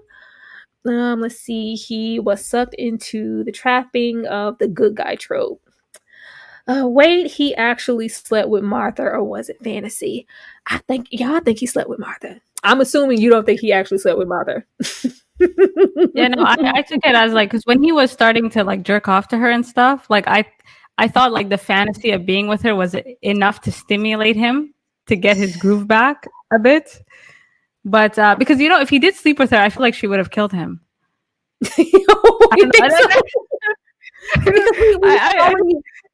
We had already had that previous moment of him, like he's not beyond trying to entrap Martha, or the first time he did follow her and he saw the way she lived and looked around her apartment. We had him go to the apartment, unless that was fantasy too, unless him doting on Martha and the nose wiping and the tea, unless that was fantasy also.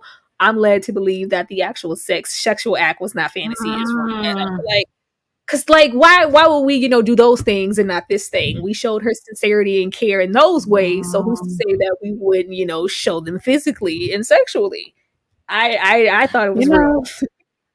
Good points about the doting on him, because I remember thinking like, that's so weird that he walked her back to this apartment and made her tea.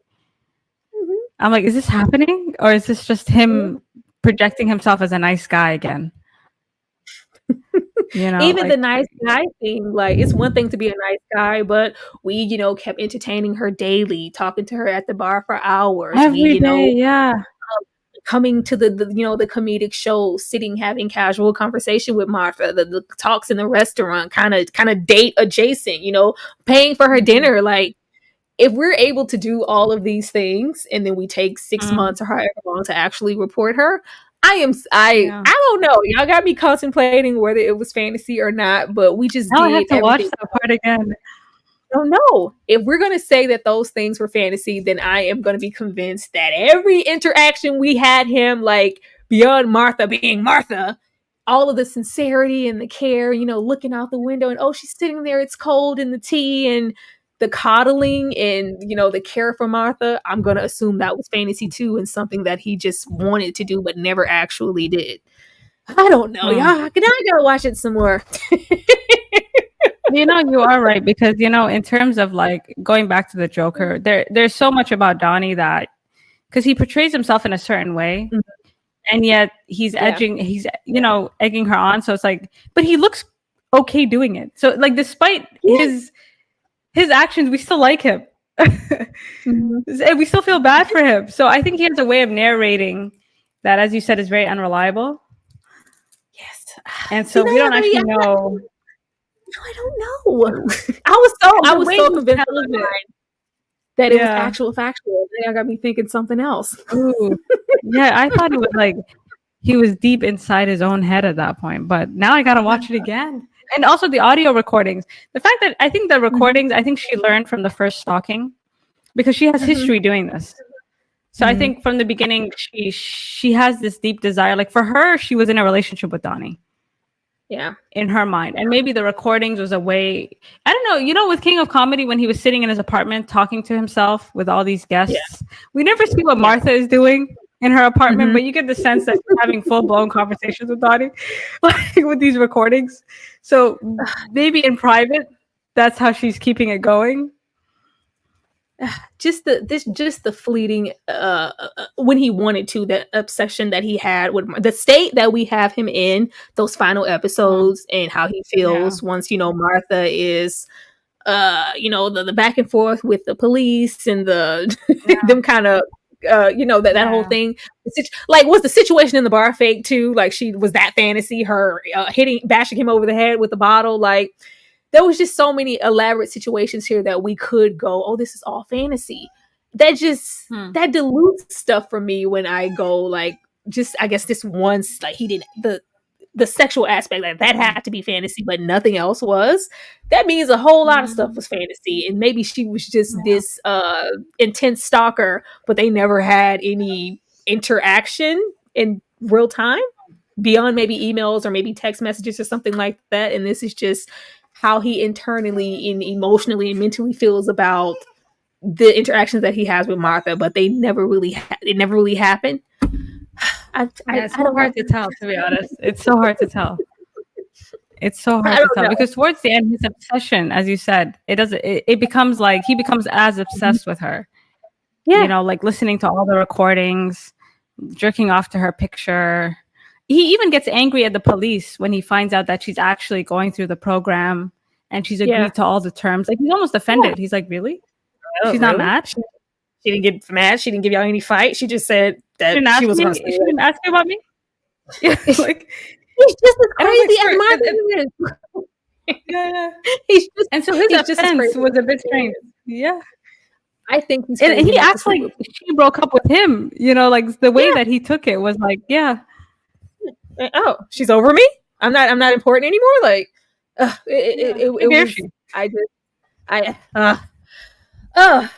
this whole bit here reminded me, sadly, of Gerard Carmichael, because we were just talking about him and this self-deprecating and taking whatever's happening in actual factual real life and trying to relay that into comedy for an audience. I don't know why this reminded me of him. I was like, is this what you've been trying to do, Gerard? Him finally confessing through this comedy. This is, of course, after so many traumatic experiences, and Martha maybe hitting him over the head with the bottle. Like, How did you this scene was really gut wrenching for me. This was more heavy for me than the actual when we actually saw the trauma take place, because he spent so much time trying to hide just the things that have happened and just the trauma overall. How did you feel when he finally released it in a room full of people? This scene, the way he acted as well, was unbelievable. I felt it. I kind of laughed when there were people in the audience that laughed, and I was like, guys, come on now. Like he always sprinkles in the humor, which I find really fascinating. But his performance was gut wrenching. The second is the way that he was able to he said things like, especially the part about, well, I know you guys think I'm a victim, but I went back. So after a while, like the way that he speaks on it. Yeah. It's like it's hard to hold him accountable because he's in such a state of self-hate and self-loathing at that point that he doesn't actually see himself as a victim. Yeah. And so he's like, there's really nothing else to do but put myself on blast. Yeah. And the thing is, it took such extreme for him to be open. It's like it took such because he uses comedy to hide who he is, which is why he's really bad at comedy. Like, because to be funny, you do have to go from a real place, and he's never actually come from a real place. Like he's always coming from the props, and he's always hiding behind all these gimmicks and things. So this is the first time that he's honest, and it's sad to say, but it took Martha coming into his life to break him open. Otherwise, he keeps burying, and hiding behind laughs, and it's like that's not gonna work. It was really good. The scene was really moving. I love just all the. First of all, I love this little ugly suit. I love this suit. The tie-in to the King of Comedy and Joker. Just that one suit that he keeps putting on, and just this horrible, prop humor. Cringy, I love this little ugly suit. And the red backdrop of the red curtains, and this is finally like a grand, like this is the grandest space that we've seen him have any comedic show, and clearly the owner is unfazed by the interaction with Martha previously, because he was doing good at that moment, and he had to escort her out like so many. Martha, the yelling, but it's just like, this is a really big opportunity. And he takes this, as much as he cares about his comedy, he decides to just drop the facade and really be honest about everything that's happened and everything. And it's, recorded, and it's, on social media. I was like, oh my God, like this was so moving and really touching. And I'm just really glad that this is a weight off of his shoulders. Once we leave this and we kind of get like, oh, he's finding peace. He's finding peace. Finding success, and that conversation that he has with his parents, and I just love just even the notation of the dad going, we're Catholic. I'm from a Catholic background, and it's just like, oh son, like it just everything that because at this point Martha is trying to use that against him, and it's just like, if blah blah blah, I'm gonna tell your parents, how are you gonna feel? Martha becomes completely just increasingly terrible. Like, I'm gonna expose you to your parents. And he, I'm going to expose myself before you get the opportunity to, and the parents being understanding, and him just kind of having a new lease on life. I'm like, all right, Donny, let's see where this goes. Maybe we're going to, end this on a happy note. And we absolutely don't, because Martha gets his phone number. Yeah. That closing scene. He's like, shit. Martha gets his damn phone number. And she just takes this as an opportunity to just really lean into him. Now, even though Martha getting the number, there's still that side narrative of him missing Martha and still wanting her presence around, even though she is just the worst person to him. So, so long is the doting and the, you're so handsome. It's threats. It's, bodily harm. And she's just saying the worst, things. Up until the point, it escalated to violence in her. I love that, because he's just been so coddly and caring with her, and hasn't really said too much to bash her. And the straw for her is him bringing up her assaulting another victim's deaf daughter, harassing her, and it's just like the final straw for her. It's just like, no, don't bring up who I really am. Like, like, how dare you? Like, how dare you do that? I just thought that this was going to end so differently, and him, having success in the comedic world, and him taking this, self-deprecating humor in this self-loathing in the prop, and him just kind of putting all those things down to finally be the real true comedian that he always had the footing to be, if we get all of the flash and the flare out the way from him trying to hide himself. That did not happen. We ended off with Martha's voicemails, her being sentenced, and him just kind of descending back down to where he was. Yeah. What you feel about that?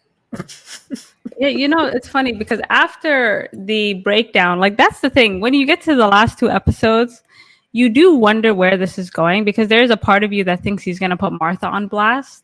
Like one of these days you're waiting, oh, maybe she'll show up to his show a 3rd time, and then it's going to turn into this Joker thing. But it never does. And so I love the healing phase when he's like, all I had to do was be honest with myself. And like, it's like, oh, that's so great. And then as soon as Martha calls, he descends back into hell. Yeah.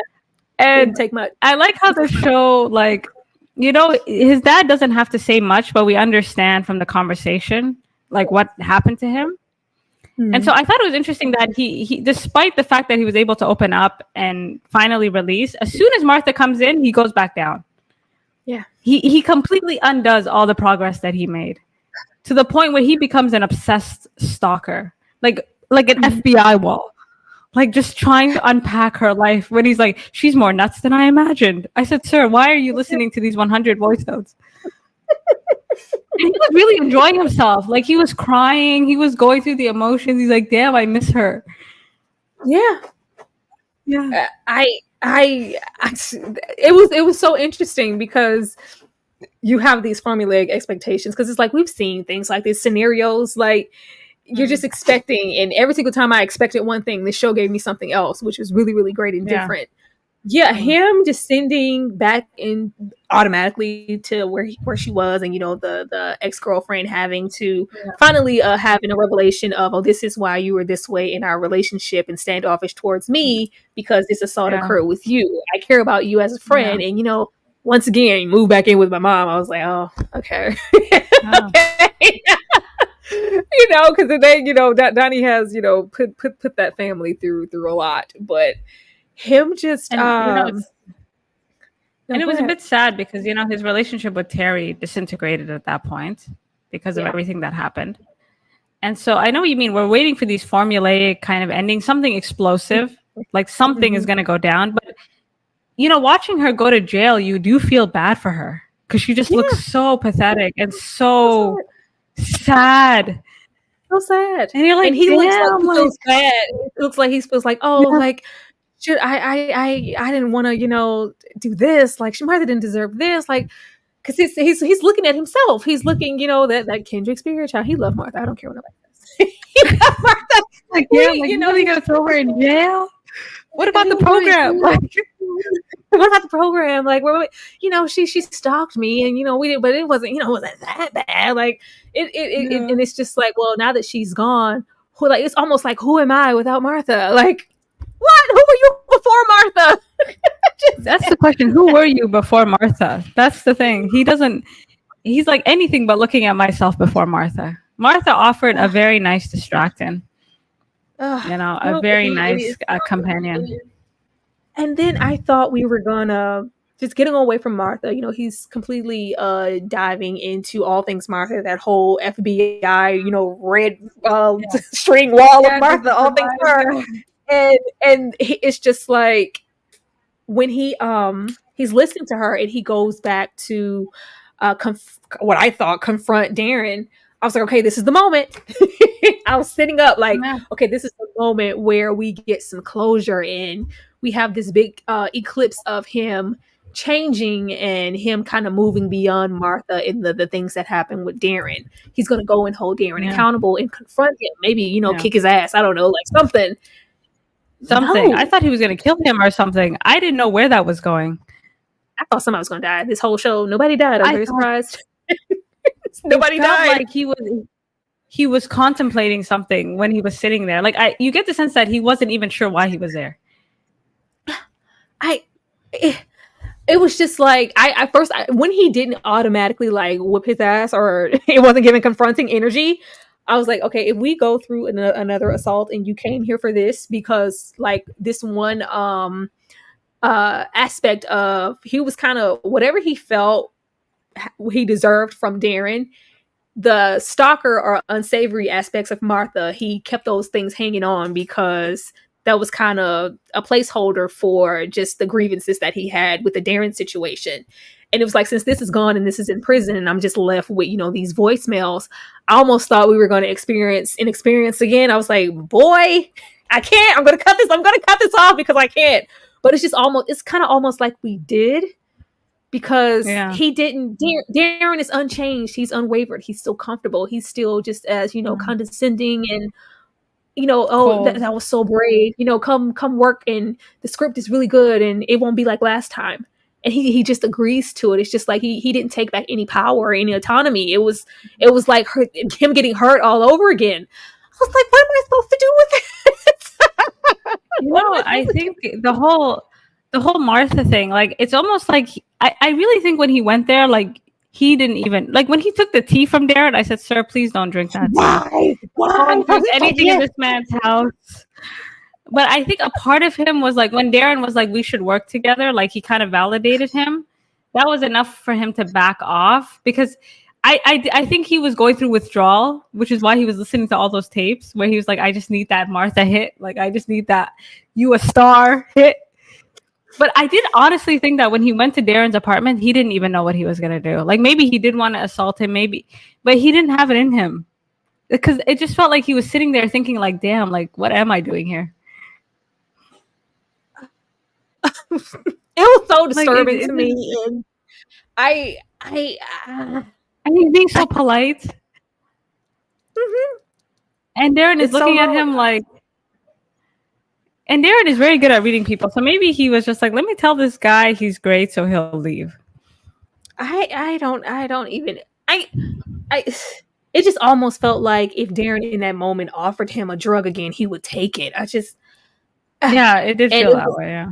And it just was kind of like before it escalates to that, because when he says yes to working with him again, it's just like, I think I may be treading the same waters.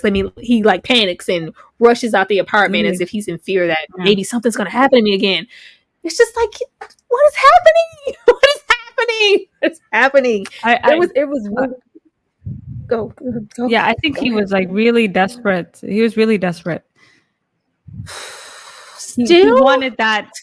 I think because, he was listening to those voice notes and the way he was listening to Martha, you could tell he missed because Martha and Darren both gave him this weird fake confidence. And I think he needed that in that moment. But at the same time, I did low key think he was going to bash him over the head. And I was disappointed when he didn't.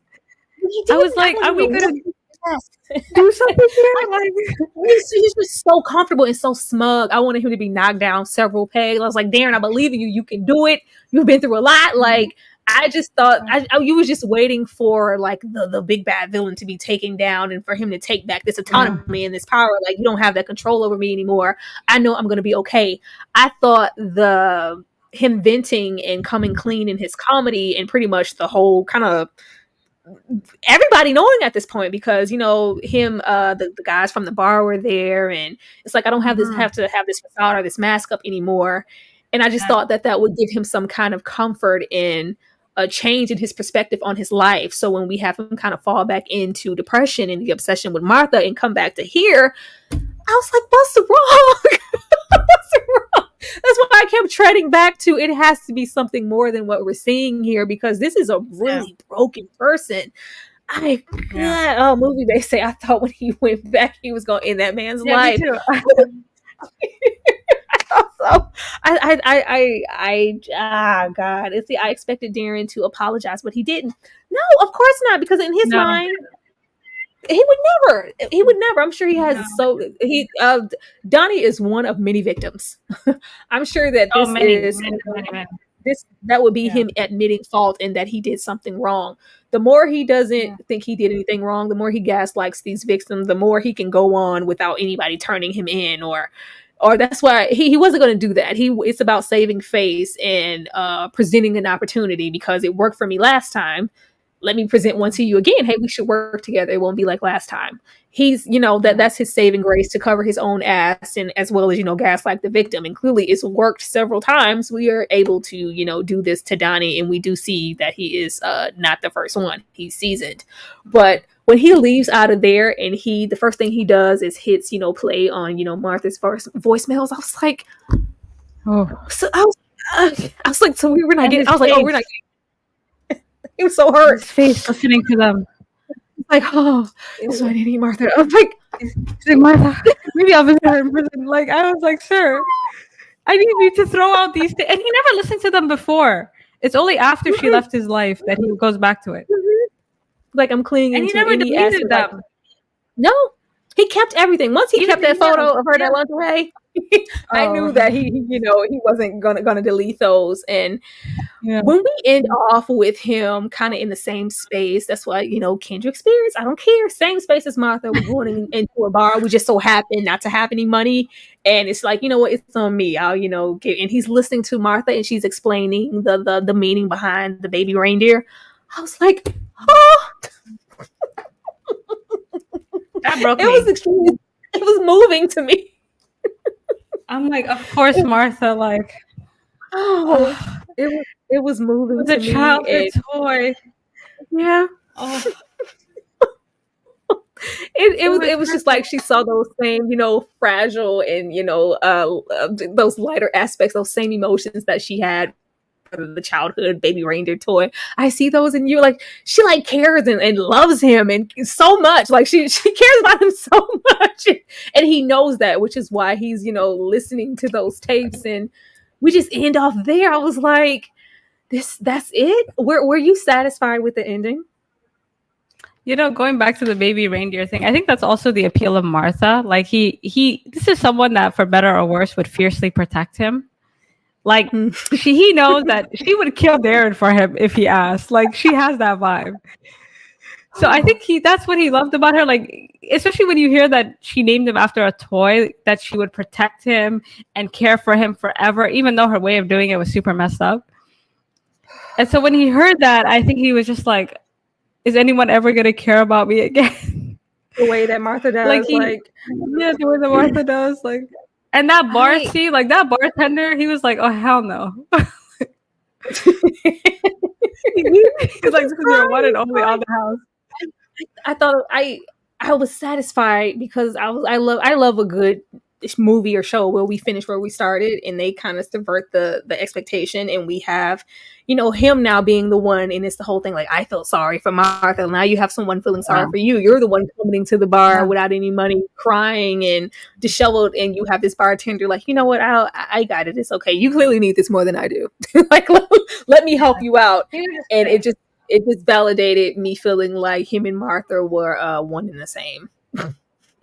Yeah, he felt the desperation that Martha felt in that moment. Like, he had nothing. He was sitting there like Martha.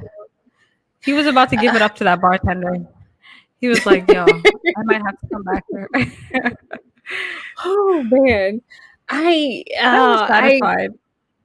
It was satisfying, but I love something that leaves you wanting more, because this was a show where I was like, I had to remember that this was like a limited series, true type of. I was like, oh, we're not getting a season 2 of Baby Reindeer. No, this was a show that I feel like could go further. We could. It's you feel completed, but it also feels unfinished because he's not healed.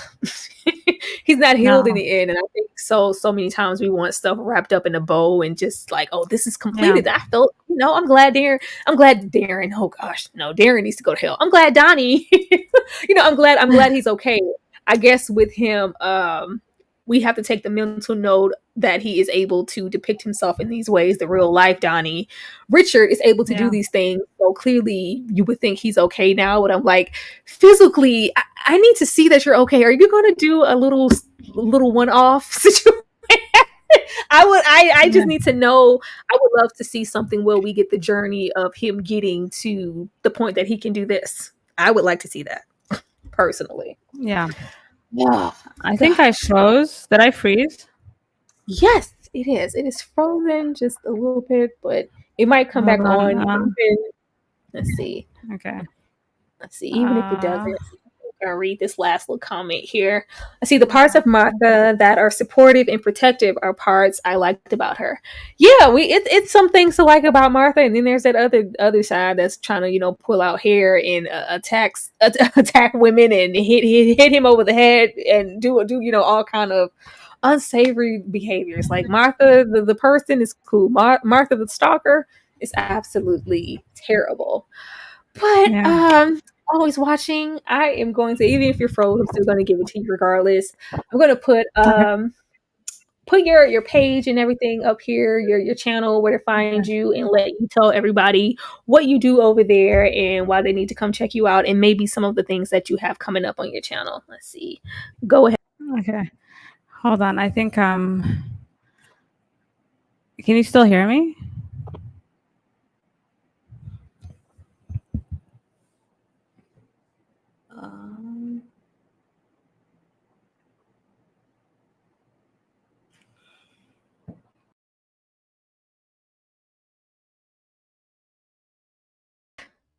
Think she's leaving out to come back in so we can wrap it up.